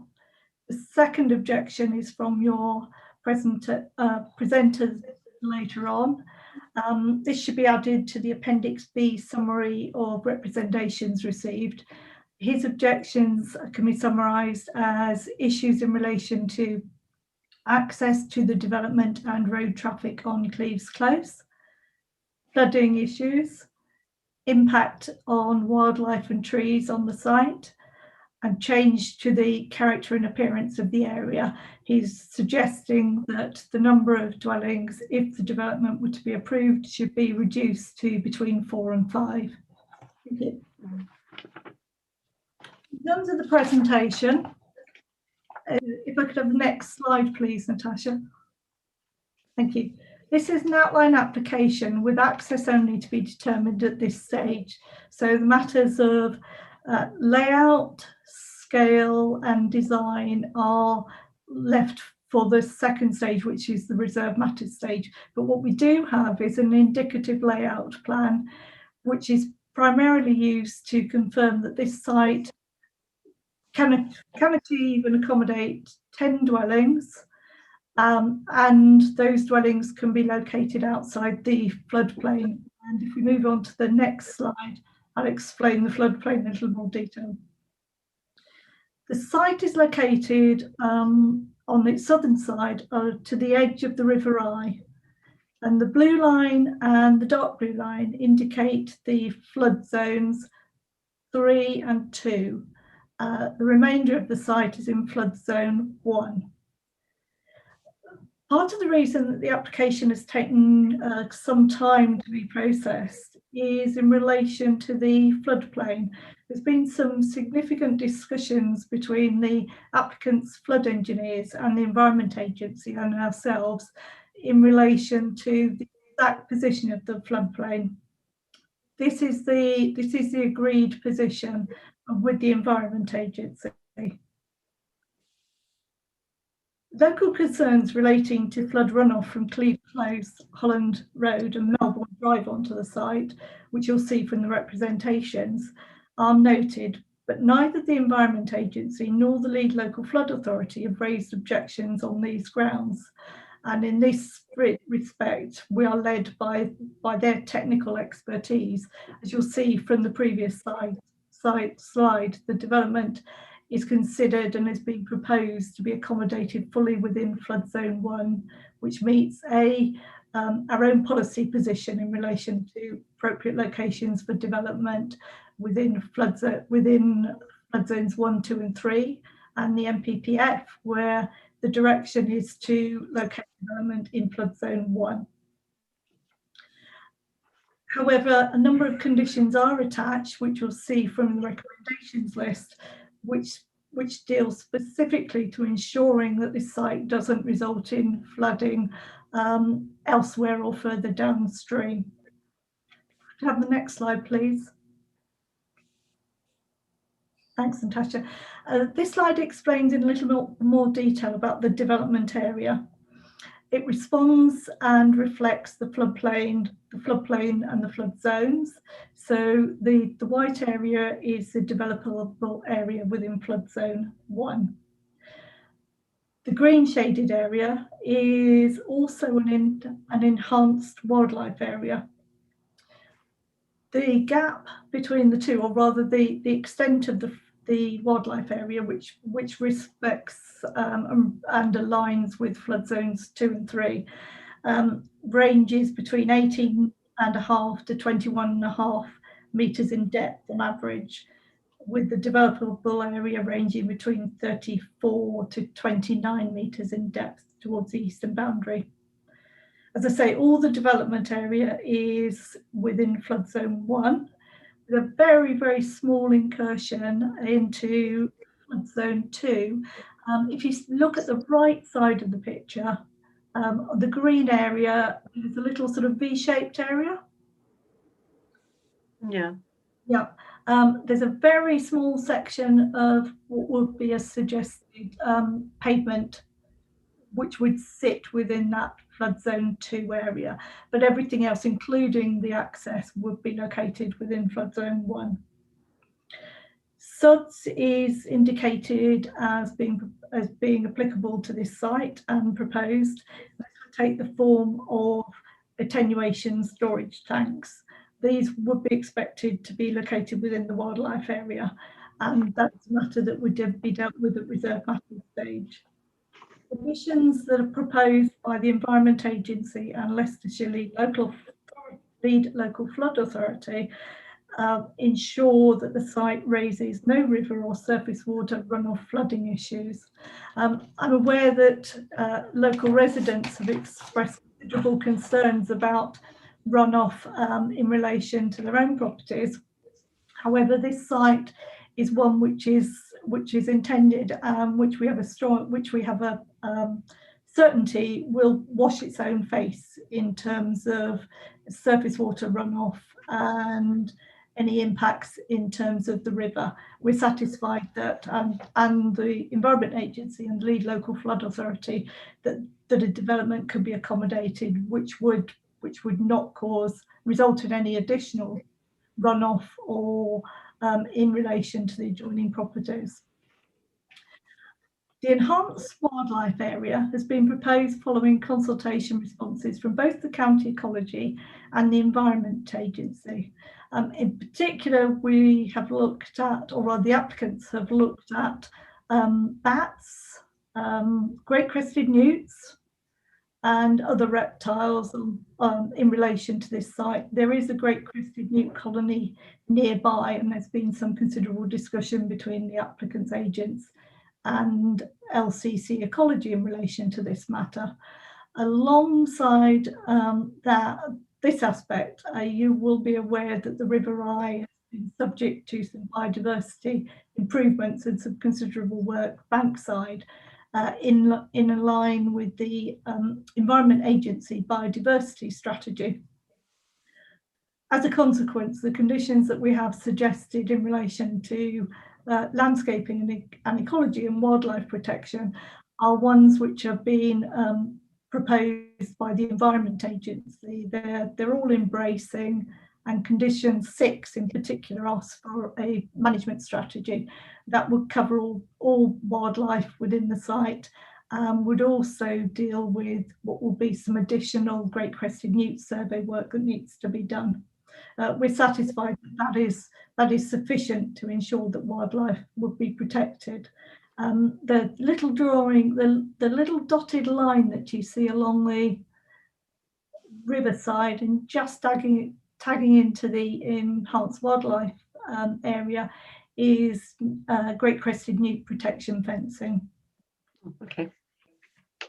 The site itself contains a number of trees. If you can go on to the next slide, please. Thanks, Natasha. As you can see, there are a number of trees on the site, some which are within the site, some on the northern boundary which are in adjoining gardens. Full tree survey has been undertaken, a lot of the trees aren't of particularly high categorisation, but there are trees which are worthy of retention. And one of the areas that we looked at with the applicants was how to incorporate those higher graded trees within the development. We're satisfied that that can be done.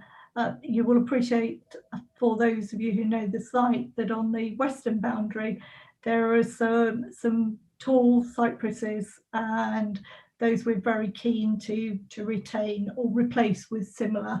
They're a marker in the landscape, and they are important and do have a role within any development that would occur on the site. We have a condition relating to trees proposed. The footpath on the northern boundary, which is a narrow path but very, very well used, runs from Asfordby Road to Riverside Road. It is narrow, it's quite muddy. I've now walked it 2 or 3 times, and it's been very muddy in all cases, but it's also very well used. I've seen that from personal experience. The proposal at the moment acknowledges the footpath. It's a public right of way, so it's a designated path. It's not particularly, although it's well used, it's bounded on both sides, one by close boarded fencing on the houses in Cleves Close and Marlborough Drive, and then on the southern side, on the site side, it's a mixture of open fencing and various bits and pieces. There are significant improvements that could potentially be achieved with this footpath. Development opportunity would be to reroute it. That's been subject to preliminary discussions with LCC Footpaths Officer, because it obviously needs to connect through on certainly to the west side, and that will be a matter that will be dealt with at reserve matters stage. But we are comfortable that it could be incorporated within the development and improved and enhanced for usability.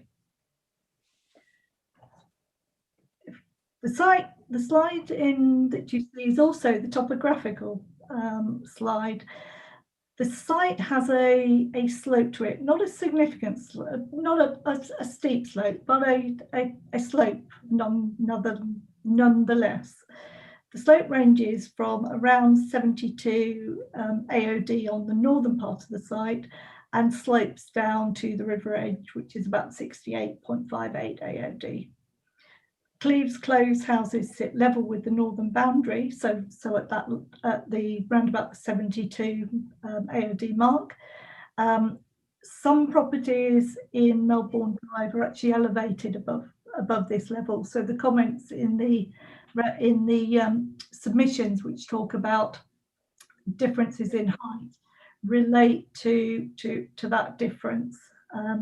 The development would be located on the higher ground, so at the northern part of the site, and therefore conditions are recommended in relation to finished floor levels and limiting any development to no more than 2 stories. We move on to the photographs. Thanks, Natasha. This is the view of the site as you see it currently. The field gate that you see in the bottom of the picture is directly off the end of Cleves Close. There's a paved table area, and then an area of grass verge which is within the red line area, and then this field gate. We go through to the next slide. These are views of the footpath, and obviously trees which are overhanging the site and which would need to be protected within any development proposal. Next slide, please. These are the fields looking west. That's the first picture with the Lombardy line, and then looking south and showing the slope down to the river edge. And the next slide, please. and the field gate. The Highway Authority have asked for a width of 4.8 carriageway width into the site. That can be accommodated from Cleves Close. As you'll see, you've got a gap between the footpath edge, which is at the edge of the tarmac, and then some verge area. So widening, which would need to be achieved to accommodate that 4.8 minimum width, can be achieved within that area. In relation to other matters, the indicative plan shows a mix of house types, including a bungalow. This isn't wholly in compliance with housing mix policy, and that would be a matter that we'd ask to be dealt with at reserve matters stage, but we would certainly endorse having at least one bungalow on the site. We have a couple of conditions that we would ask for an adjustment on. The plans list would like to add the topographical survey and the Environment Agency flood map details. And then in relation to other matters, and one which is local, the presenter is commenting on, is the current use of the site. The information we have is that there has been some building materials and a builder using the site in recent times, and on that basis you may feel it's appropriate to attach an additional condition relating to contamination via a watching brief. Thank you. The recommendation for this is to recommend approval but delegate to officers to enable the Section 106 agreement, because this is a major site, it's at 10 units, to be completed, and then for the delegated decision for the decision to be issued under delegated powers. Thank you. Thank you very much for that. Do we have any questions of Karen before we start? I have one, Karen, and it's just that the access where it goes through from Cleves Close into the development, will there be a footpath at the side of the road, or is it just going to be road? That's a matter to be left to layout stage, at reserve matters stage, but the indication in the layout plan, sorry, Natasha, could we go back to the second slide, please? The indication is a footpath, is a pavement on one side.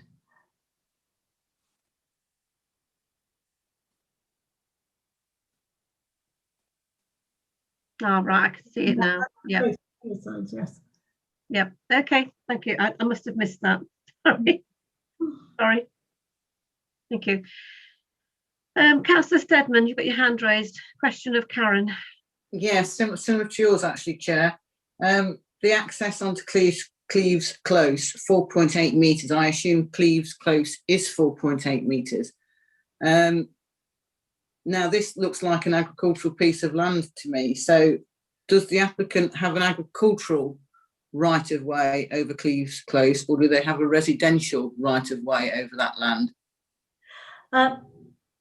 Good question. In fact, yes, this is a question, in fact, that we have asked. It's clearly been in agricultural use. I presume it predates the Cleves Close development.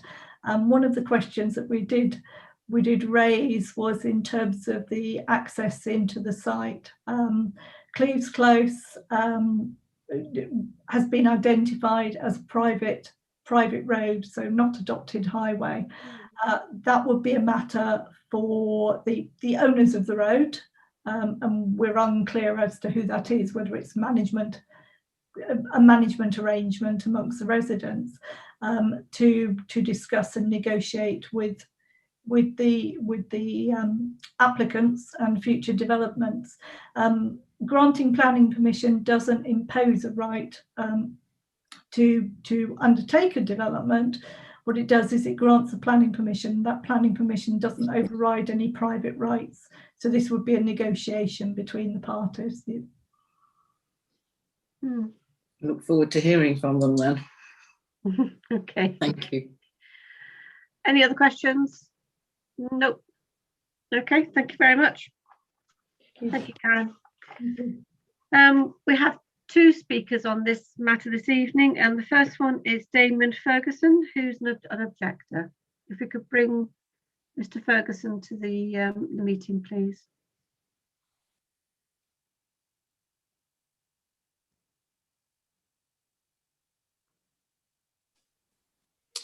There we go. Good evening. Can you hear me okay? Yeah, good evening. You have 3 minutes from when you start. Okay. So I live at number 3 Cleves Close, which is at the end of the cul-de-sac and is adjacent to the proposed site for development. I've lived here since 2009, so obviously know the area pretty well. There are kind of 4 fundamental issues which I've outlined in the document I provided on Sunday. The key underlying issue is the proposed number of dwellings on the site being 10. The four categories. The first one really is about access to the site. So on the document I provided on page 2, I show the entryway at the end of the cul-de-sac into the site.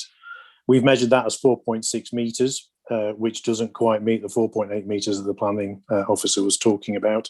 So I assume that would mean that would need to be widened. Mm-hmm. I'd also like to point out that there is only pavement on one side of the road. The other side is grassed. And when you look at the photograph there where we've got a car parked, you can see there's just enough room for 2 cars to pass. If you get vans or lorries or anything with a trailer on it, there's insufficient room. So we're concerned about that. That end of the cul-de-sac is used for parking and turning quite frequently. And on weekends and evenings, there are a lot of cars parked on the close. We think with the 10 properties being proposed, that would add around 20 domestic vehicles going in and out of the close on a regular basis. And with the width of the road and the cars parked there, obviously an increased likelihood of collision with other vehicles. I have small children who play outside at the end of that close. We have dog walkers, pedestrians, people walking along the path. So there is some concern about that. There are other issues here, though. I think the access points into Cleves Close from Holland Road is right on a blind bend or a blind corner. It's also a very tight turn in, so that will cause issues. And we're also worried about the exit onto Asforby Road, where quite often there are cars parked on the pavement going into town, which obscure the view.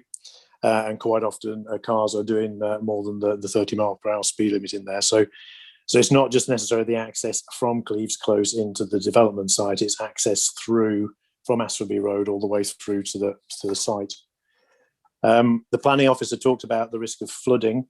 The public reports pack doesn't explicitly call out anything relating to confirming that the runoff from Cleves Close and Holland Road and Melbourne Drive will actually be managed and any remedial action will be taken care of. It talks about within the site itself, but not from those other areas that may run off through the site. So we would like to see something in the agreement to be addressed on that one. Sorry, got my timer going. There are some other points in there about wildlife and the pavement, which has also been talked about. I would like to point out and reaffirm what the planning officer said. In the application, it did say it was grazing land. In the time I've been here, I don't recall it being grazing land. It's been a small holding and regularly used as a builder's yard. So I do think there is a need to check on the waste that has been dumped there. And as you can see, if you visited the site, there's still lots of building material and building waste on that site right now. Thank you. Do we have any questions of the speaker? No, I don't think we have. But thank you very much. Thank you. Thank you. The second speaker this evening is Nick Cooper, who's the agent.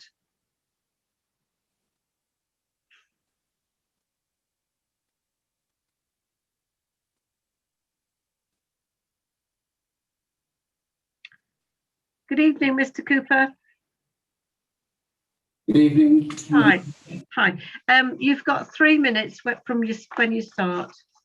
Thank you very much. Okay. Ladies and gentlemen, members of the committee, we seek approval this evening for a small residential development of 10 homes on a redundant agricultural holding.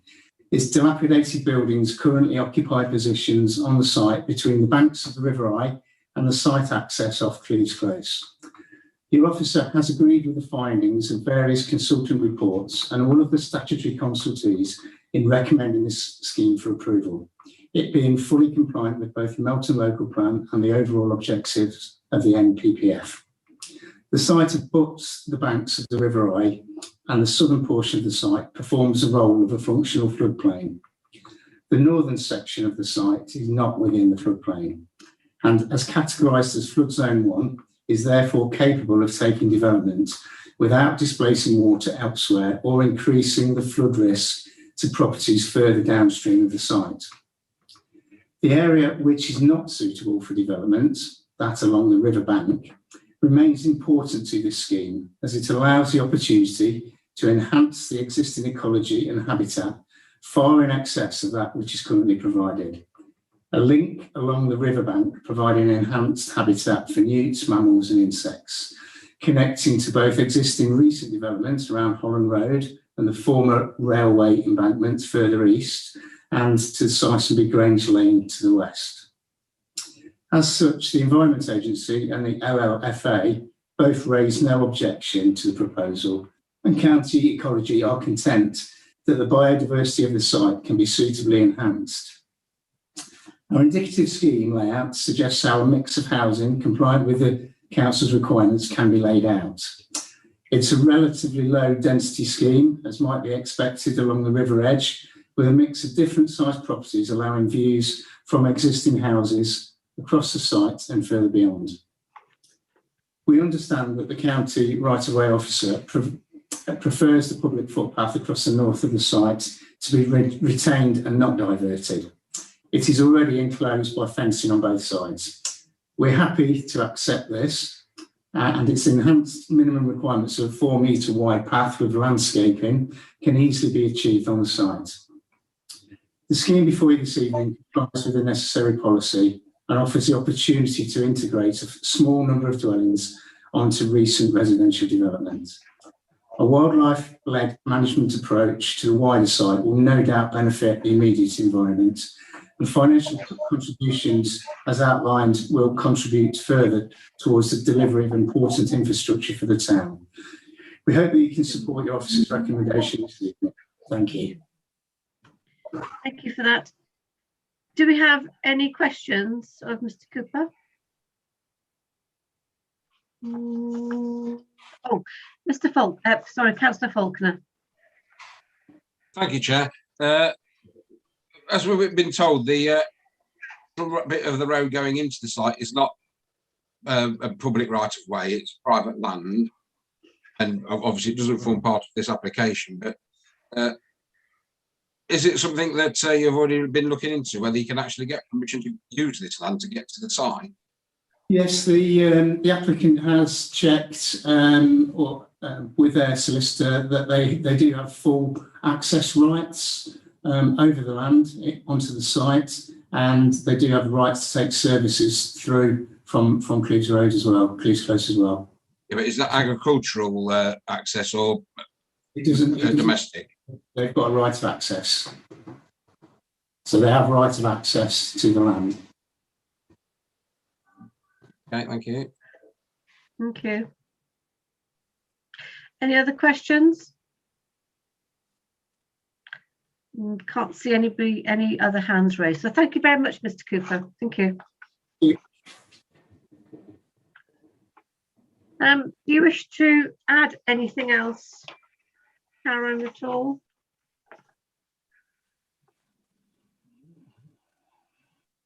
Thank you, Chair. If I can just go back to the access query in relation to the width of the access. If we, sorry, Natasha, could we go back to the photographs? And the very last photograph shows That's it. Shows the reason why we're comfortable that in fact an access can be an appropriately sized access in that meets the highway standards can be achieved. Because if you look, you've got the end of the block paving. Then you've got that strip of tarmac, and that strip of tarmac is actually the public footpath.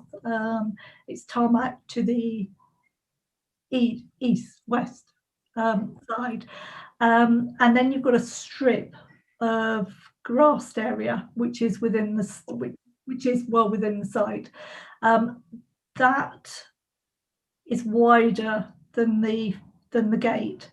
So we're comfortable and measuring it on plan on the layout. 4.8 metre wide access point can be achieved on this site, and then the footpath, the pavement alongside.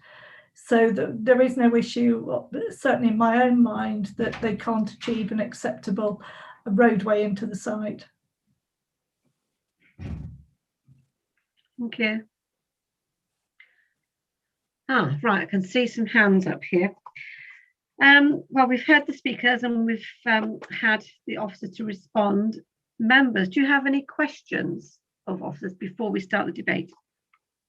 So I have quite a few hands up here, so get ready for this. Karen, first one is Councillor Faulkner, I can see on my screen. You're on mute. Yeah, right. Looking at that last photograph, who owns the land between the end of the block paving and the gate? Through you, Chair. The red line boundary extends to the outside of the public right of way, so it's included within the site. So the site owns the land up to the end of the block paving. Yeah. Oh, okay. Actually, you can actually see that on one of the plans that we had earlier, I think. Councillor Holmes. Thank you. Thank you, Madam Chairman. I'd like to ask Karen. Obviously, there's some sort of services, you can see it on the gate. So presumably, if you were going to widen the gate, you wouldn't want to interfere with the services on that side, would you, on the right-hand side as we look at it? Sorry, through you, Chair. Want to respond? That will be dealt with at the reserve matters stage. The gate, I think, would realistically go, and the road Cleves Close would effectively continue on into the site. Yeah, I get that, but obviously, if there are services which you can see on the right, so then you would have to make it wider to the left. And as the gentleman spoke, a neighbour, the one who is directly next to it, apparently that is his grass at the front of his property. I mean, we went down there, so we saw it, and it's grass. So would it actually, if it was going to be wider, would you actually have to mess about with the services, or would you take it wider so you would actually be next to the first property on Cleve Close? Sorry, if we could go back to the photograph again. Sorry, Natasha. It's very helpful having that, though. Yeah, it is. It is.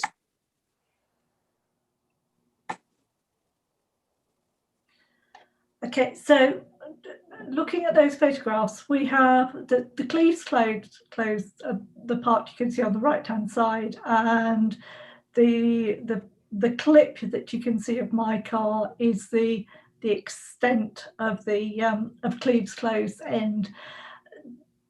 That would be widened to the. Yeah,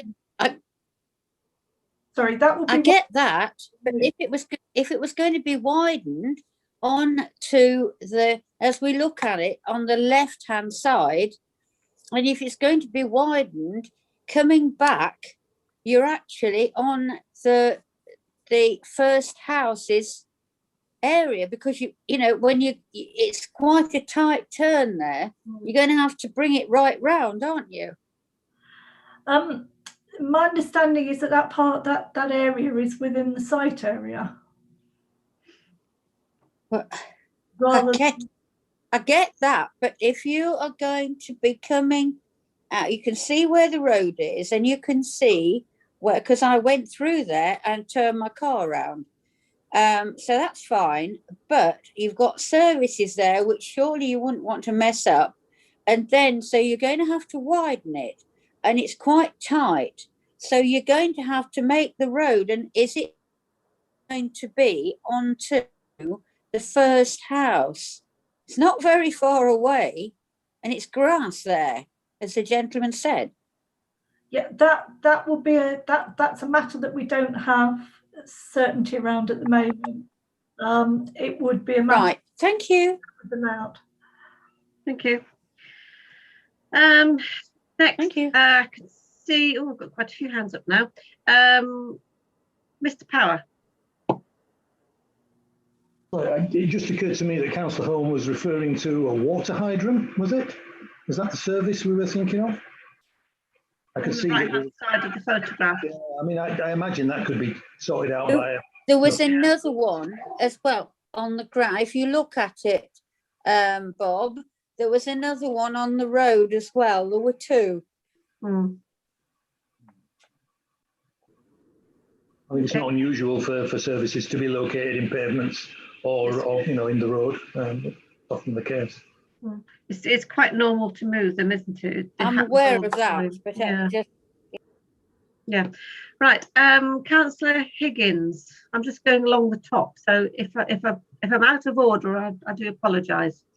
Councillor Glancy, did you want? I think I've got them in order, so I think it was Councillor Brown. All right, okay. Brown, Higgins, and then Steadman. Yeah, Brown, about to... Steadman, Higgins. Yep, sorry. The first one would be Councillor Brown. There we go. Councillor Brown, correct. Yeah, okay. Thank you, Karen. Just to be clear, is we're for my reading of this report, we're just here to approve the principle of development in outline stage. That's my first question. Just want that to be absolutely clarified what we're agreeing. Second thing is on the road coming in the report tonight, it does mention that part of the road will be to an adoptable standard, the rest will be to a non-adoptable standard. Where does that actually? I think that takes us, my reading of it takes us to about plot 4. But what are we actually doing, and what can we condition, and do we have the power to condition to full adoptable standards? So could you just answer those questions for me, please? Yes, this is an outline application with access to be determined at this stage.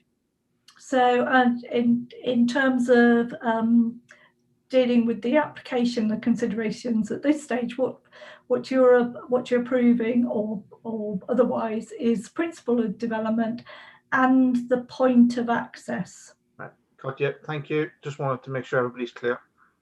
Thank you. In terms of your second question, in terms of the adoptable section, that will be a matter to be dealt with at layout stage, which is reserved matters. The arrangement that they are suggesting, and obviously that's not fixed. That's fine, Karen. No need to go on. I just wanted to double check. The debate was just confusing me a little bit. That's all. I just wanted to clarify it. Okay. Thank you. Who was next, Natasha? It's Councillor Higgins next. Councillor Higgins. Thank you. Still raised. Right. Yeah, I'm going to propose the recommendation along with officer recommendations.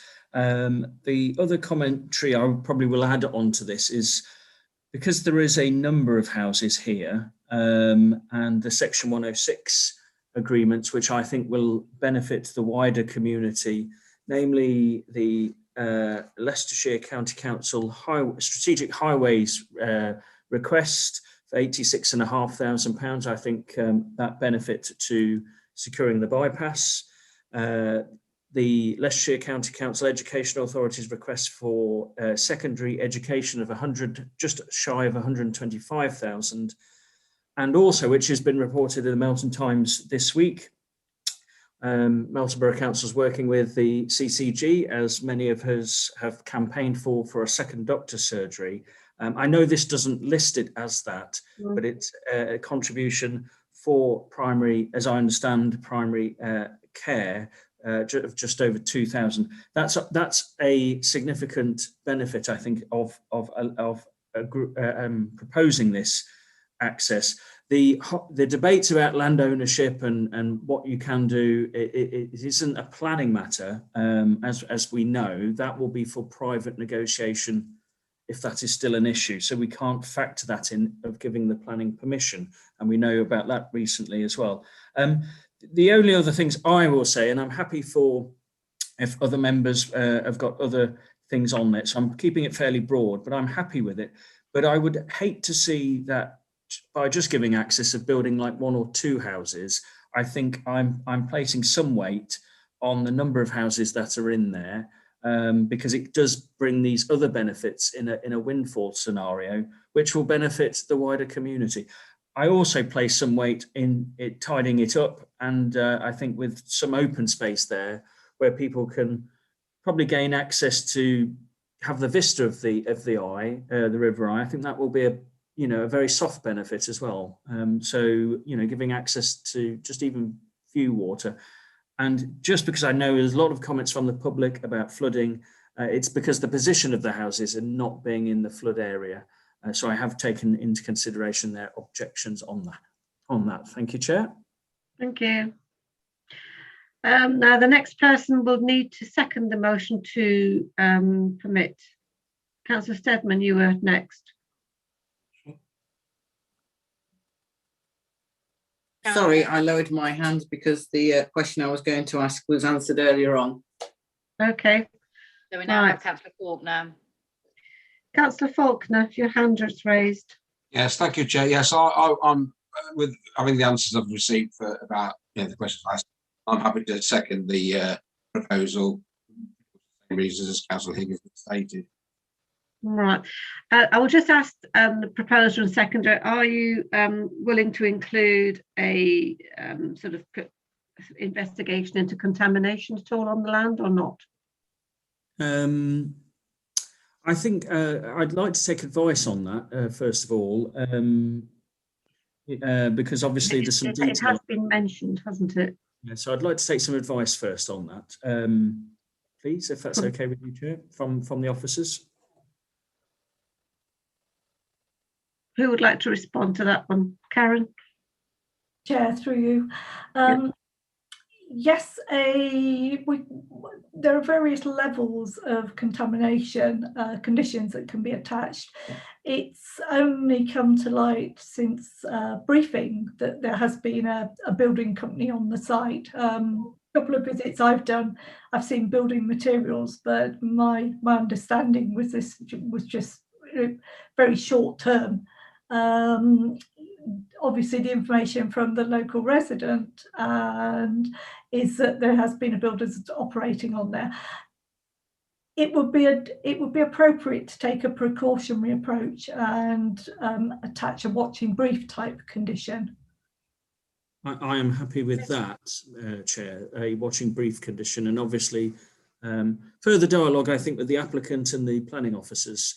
I think the officers have got the best interest there, and obviously just I think conversations with the applicant I think will suffice. If that's okay with yourself, Karen? Yes, no, thank you, that's fine. Yeah, that's fine with me as well. Okay. So I'm just writing that down. Right.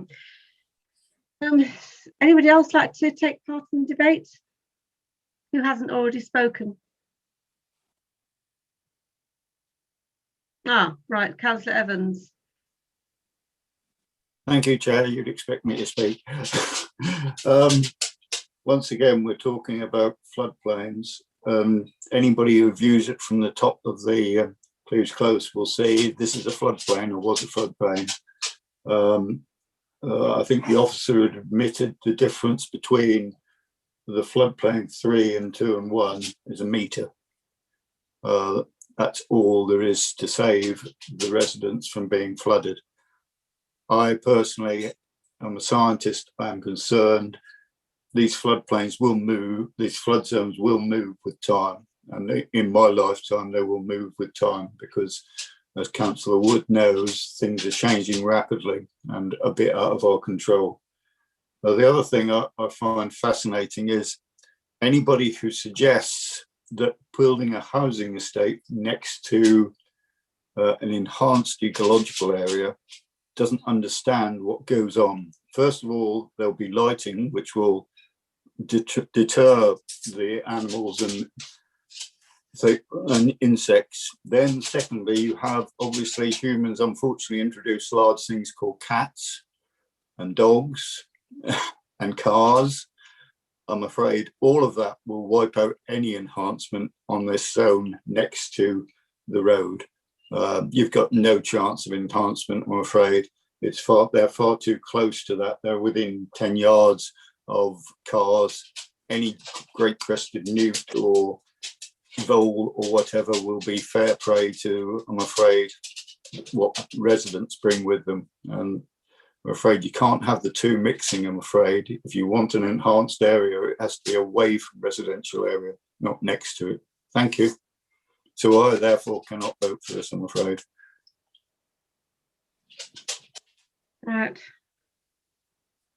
Okay. Councillor Holmes and Councillor Faulkner with their hands raised. Councillor Holmes. Thank you, Madam Chairman. The proposer quite happy because he is the officer for the Councillor for Growth on the Cabinet, and also is trying to get as much money, quite obviously, for the Southern Bypass. Is he quite happy that he actually has not got an interest in this? We all have interest in things, and I'm a bit surprised that he's actually proposing it. Perhaps we could ask Bob Power. Perhaps he knows better than me. Well, can I just say, first of all, everyone sitting on this planning committee this evening is a borough councillor, first and foremost. We are here as planning committee members, and we certainly should be. So if Mr. Power would like to come in following that. I never think being a member of a different committee gives you an interest, actually, and sort of wishing to see these contributions. I would have said is a general interest in the general planning benefit. I don't really see how that could give any councillor an interest wishing to see that, other than a general interest that we all have. Thank you. That's fine. Thank you. Okay. Thank you. Right, who was next, Natasha? As I've lost, was it Councillor Faulkner? Yes, that's right. Thank you. Yes, it was me next, but I didn't know if Councillor Higgins wanted to come back on this point first. Well, I think we've put it to bed, but Councillor Higgins can come back if he wishes. Just a quick right to reply, simply yes. And as the councillor who's just spoken is related to people with interests of major land ownership. I mean, it's how we all have to do that. So, I think the solicitor of the council put my point even better. Thank you. Thank you. Right, so coming back to my point, I was coming to the fact about the flooding at risk. I took into consideration that the height where the house is going to be is considerably higher than the land on the opposite side of the river. So if there's going to be any flooding taking place, it's going to be on the other side of the river, not on this side where the houses are. Thank you. Councillor Steadman. Thank you, Chair. And that depends on how much flood storage there is on the other side of the river before it starts to creep up to find a way out. I can't support this recommendation. Last year, we declared a climate emergency in the borough, and here we are recommending permit on a riverside piece of land on a floodplain. I appreciate that the houses are above that floodplain with an eye to the future and climate change. We're reducing our capacity for future floodplain storage, which to me isn't minimising the risk of flooding, to be honest. Thank you. Thank you. We had Councillor Brown next. Yeah, okay. Thank you, Chair. Yeah, I just personally think that this would be a much better application if it came as a full application rather than outline and then coming back as reserved matters, because I think you need to get something like this really, really right. And if it came back with, sorry, if it came to us in the first place with the full detail, I think then we could see how it could work and how the water's going to work off the land, how it's going to be drained, how it's going to be stored, all the risks are going to be dealt with, and also how the proper layout's going to go with that. And I'm putting that from experience, because if we come across so many that are we approve an outline and then we store up problems for ourselves later on. So at this stage, unless something really changed my mind through the debate, because I've not heard a lot to really say other than it looks good, and it might give some benefits to the local community, I don't think I'm going to be able to support the recommendation, unfortunately. Okay, Councillor Wood. Yeah, I just want to reiterate what's already been said about the sort of ecological aspect. Obviously, yes, you could have an enhanced ecological area, but presuming that some of these houses are going to be lived in by families, it's going to be an obvious green space for children, for example, to want to play ball games or whatever. And as a result, I don't see how there can be an enhanced ecological area, however open, if there's a lot of disturbance from the people living there, and others who may come to use that area for recreational purposes. I do have some real difficulties about that aspect of it. Thank you. Anybody else wish to join the debate or pass comment? Nope. Okay. I've got my hand up. I've got my hand up. I can't see a hand up. There's no hand up on the screen. Well, it says it's up on my thing. Oh. Okay, well, go ahead then, Prue. Sorry. Thank you. I can't support the recommendation. If you go on site, there's a tide mark where the flooding's been this winter. And that's where the houses are going. So how can we say that it's safe to build there? I'm not going through everything I said about Long Clawson, but my remarks are the same. I repeat them. I reiterate them. It's an unsuitable site to build on. And that's all I've got to say. Thank you. Thank you. Right. Have we got everybody that wants to speak then? I think so. Right, well, we've had a motion to permit and also to do a contamination, watch and brief condition regarding contamination. So I'd like to go through the list now to get your vote, either for, against or abstain. So the first person is Councillor Bindloss. Against. Thank you. Councillor Brown. Against. Thank you. Councillor Chandler. Against. Thank you. Councillor Evans. Against. Councillor Faulkner. For. Councillor Glancy, well, I'm for, because I do think that there's been a lot of conversations with the Environment Agency. They've set out what they want to see, and this has been conditioned in the report. So I will vote for. Had it not been for that, I'd have been against it. Councillor Higgins? For the same reasons as you, Chair, for. Okay. Councillor Holmes? You're on mute. Against. Thank you. Councillor Posnett? Oh no, she's not here. There. Yep, sorry, she's not here. That's why I hadn't heard from her. Councillor Steadman? Against. And Councillor Wood? Against. Right, that motion has failed. So now we know we need another motion now. So we've had one which has failed, which was permit. So the opposite of that is refuse. So and we need sound reasons. Yes, gentlemen. But Councillor Steadman has her hand raised. Councillor Steadman. I'll see if I can find some appropriate policies, shall I?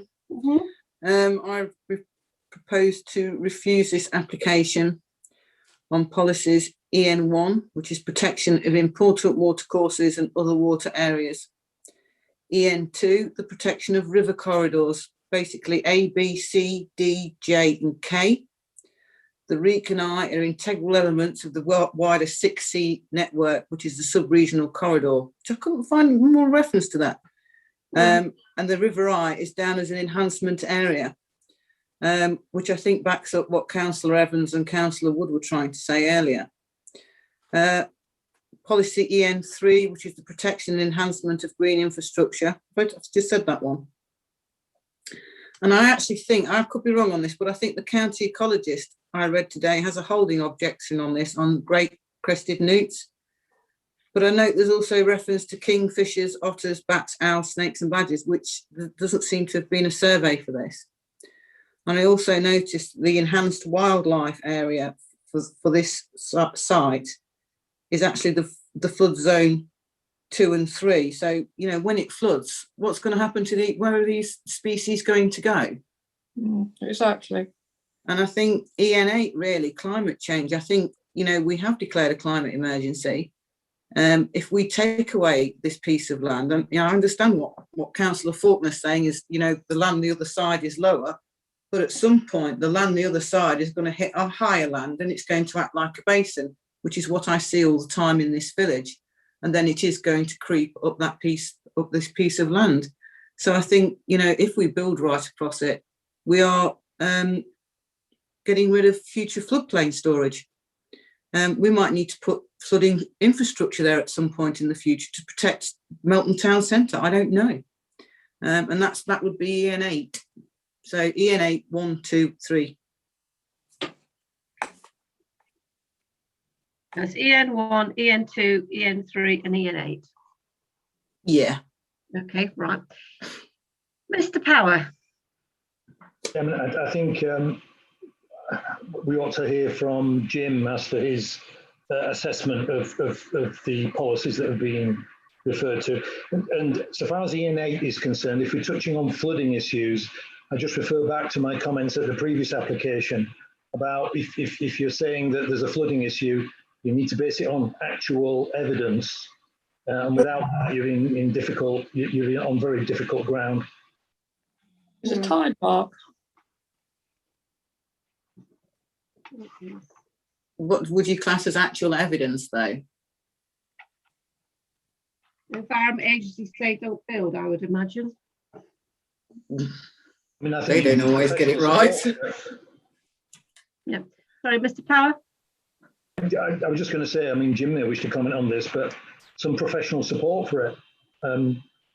Because my understanding is that these houses are outside flood zones 3 and 2. You know, they're in an area where you would normally regard flooding as not a problem, I think. Okay. So shall we take off policy EN8 then and leave it at 1, 2 and 3? You're probably safer. Yeah. Okay. I wouldn't. Right. Councillor Wood, I saw your hand up second. Yeah, I'd just like to second the motion. Right. And that's on policy EN 1, 2 and 3. Yes. Okay, thank you. Jim, you've got your hand raised. You're on mute. Oh, I am. There we go. Just volunteering to speak as per Mr. Power's prompt, if required. You seem to have gone. He's still on mute. No, he's not. I'm here. There we go. In slow motion. I couldn't hear you. You seemed to sort of zoned out. I don't know why. So I'm just volunteering to advise if required, as Mr. Power suggested. Okay. So the motion is to refuse based on local plan policies EN1, EN2 and EN3. And they have agreed not to include EN8 climate change. You should at this stage. Yeah. Councillor Holmes, you have your hand raised. Yeah, I do, Madam Chairman. At this stage, it is at outline. And I think that if you don't mind, Councillor Steadman, you ought to put ENH in, because so many times when it's at outline, and if it comes back, oh, well, you never mentioned flooding, or you never mentioned this or that or the other. And at this stage, because time moves on, planning moves on, and the government might put something in about, because they've got to, because of all the floods we've had. And I feel at this time you should leave it in. I know what Mr. Power's going to say, but at this time, for an outline, I just feel it would be better if it were, as a precautionary, if it were left in. Thank you. Yeah, okay. Could I just read out policy EN8 for members who might not be, well, we probably haven't got the copy in front of them, but I have. It's all new development proposals will be required to demonstrate how the need to mitigate and adapt to climate change has been considered, subject to considerations of viability in terms of sustainable design and construction, policy EN9, and it refers also to provision of green infrastructure, policy EN3, provision of renewable and or low carbon energy productions EN10, flood risk in accordance with policy EN11, and minimise the risk of flooding EN12. So it is a general overview by putting in EN8. Bob, you have your hand up again. And you're on mute. Sorry, I'm now. I just think members really probably ought to hear, I mean, obviously everyone's concern is if this is to be refused, that the reasons for refusal are capable of being robustly defended at appeal. And I just, I just thought that, a view from Jim about that would be useful for members. And I don't think we should use the fact that this is outlined as any reason to refuse. I mean, it's perfectly possible to attach a condition which identifies an area where the houses are not to go, and that would readily deal with the risk of these houses going into flood zone 2 and 3. So, I reiterate my point about including flooding, I'm afraid. Yeah. It's an outline. So basically, the principle of development on this particular site is not agreed due to policy EN 1, 2, and 3. As in, right, we have, Karen, you have your hand raised. Yes, through you, Chair. Condition 4 of the recommended conditions, which was drafted by the Environment Agency, includes the sentence, all the proposed dwellings and site access from Cleves Close are to be located within flood zone 1, as detailed in the amended site layout. That's probably why it's best to leave the flooding element out of it, isn't it? Okay. That's certainly my view. Yeah, okay, thank you. Councillor Brown, you have your hand raised. Yes, just saying that if you're going to put flooding in it, I can't support a refusal on flooding, the same as the last point. That's not the reason why I would be wanting to do this. There's no evidence, and nobody's coming forward with any reports to say that there's a study on that, etc. Plus measures are sort of recommended to deal with potential flooding, isn't it? So correct. Right. So anybody else would like to speak before we move to a vote? No. So we have a motion to refuse. Sorry, Chair. I do have I just have a quick question of officers before this vote. Because this is outline and only access only, and these environmental policies we're using, I think to Mr. Worley, is because this is access only, how does that quite relate to the environmental policies? Because if you want to just build one house at the very entrance of the access, what would your take be on that? Karen, correct me if I'm wrong, but this isn't an application for up to 10, it's an application for 10. So I think we can work on safely on the basis that it is 10 rather than parts of the scheme. It's outlined, so we don't have answers to all of the questions. It's inherent in the nature of outlines, isn't it? So we have a level of information lower in this case than in other cases. But I've been quite happy with how the debate is putting that level of knowledge into the physical circumstances that you all went to visit.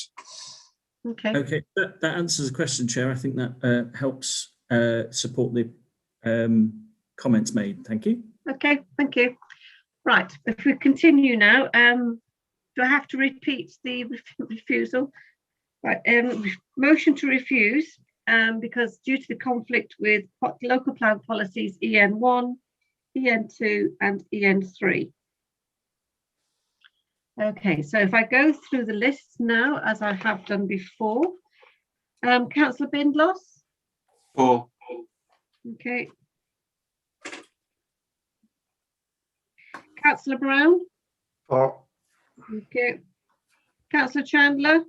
For. Okay. Councillor Evans? For. Okay. Councillor Faulkner? Abstain. Okay. Councillor Glancy, I'll abstain as well. Councillor Higgins? Against and recorded, please. Right. Okay. Councillor Holmes? Against. Oh, so you're against? Oh, sorry, no, I'm sorry. Four, sorry about that. Yeah. Okay, right. Sorry. I'm just cooking something and it's smelling. So. I know. Councillor Stedman. For. Thank you. And Councillor Wood. For. Right. That is 1, 2, 3, 4, 5, 6, 7, 8, 9. Yeah, 7 votes for the motion to refuse. 2 abstentions and 1 vote against. Okay, thank you, everybody. Could I just say something, Chair? If it's brief. If possible. No, it was something that Councillor Brown raised earlier, and I think that Councillor Higgins was probably alluding to, is that it would have been a lot easier if this had have been a full application. I know. Rather than trying to guess at it. That's all I wanted to say. Thank you, Chair. But applicants are quite within their rights to come to the table with an outline. I know we don't like it. We like to know what we're going to get on the packet, but yeah. Okay, thank you. Next, Councillor Glancy, before you move on, I'm just going to bring Councillor Posnett through. Yeah. Okay, that's brilliant. Such a lot of papers on my desk. It's difficult to find everything.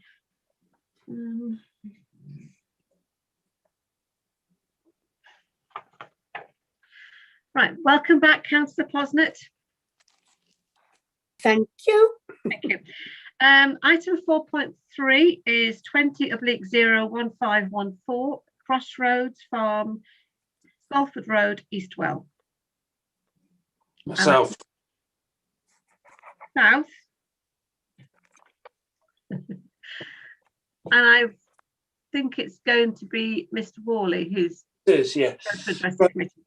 We need to change gear and probably change mindset here, because I was racking my brains actually, and I can't think you've ever had one of these applications presented to you before, so it may have a certain air of unfamiliarity about it. In fact, strictly speaking, it's not even an application. This is what's called in the legislation a prior notification, and basically the art we're required to fulfill here is to check compliance for a very lengthy set of criteria.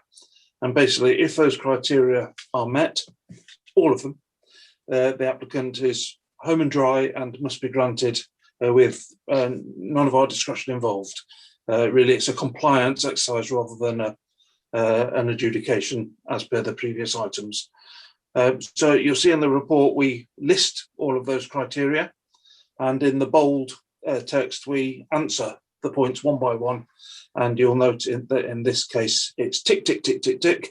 Everything is met. So there's no alternative conclusion except to grant permission. Okay, well, we have no speakers on this matter due to the the nature of the application. Councillor Higgins. Oh, I ask this question all the time because obviously in the public domain, and there is obviously a very good reason why this is here, but so members of the committee will know the question, Mr. Wall will know the question. Mr. Wall, if this was not a member of the authority, its application, or an officer of the council where we have to do this in public to show transparency, this just would not come to the committee at all, would it? Exactly, that is the trigger, yeah, in this case. I am happy to propose the recommendation. Thank you. We've had a proposal. That means that the next person will need to second, and I can see Councillor Steadman waving, literally, and the hand raised. I'm sure Mr. Worley will know how assiduously I've studied Class Q over the past few months. And Mr. Houston actually is probably a neighbour of our farm by about a mile and a half. I can myself say that this has been a working farm for most of its life because I went spud bashing there as a child. I think it's a crying shame that we are losing these traditional farmyards, but at the end of the day, they are not geared up for modern machinery and the modern farming environment. So do we knock them down, or do we develop them so they still look like beautiful little farmyards? And yeah, I'll second that, definitely. No hesitation. Thank you. Thank you. Any other comments on this one? Nope. Mel, you still got your hand raised. That time of night, sorry. I know. Right, well, let's move on to the vote. If nobody has anything else to say. Councillor Bindloss? 4. Thank you. Councillor Brown? 4. Thank you. Councillor Chandler? 4. Thank you. Councillor Evans? 4. Councillor Faulkner? 4. Councillor Glancy, 4. Councillor Higgins? 4. Councillor Holmes? 4. Thank you. Councillor Posnett? 4. Thank you. Councillor Steadman? 4. And Councillor Wood? 4. That's unanimous. So thank you very much, everybody. Okay. I have no urgent matters this evening, so I will declare this meeting closed at 8:32. So thank you very much, everybody, and we'll see you next time. And thank you very much to all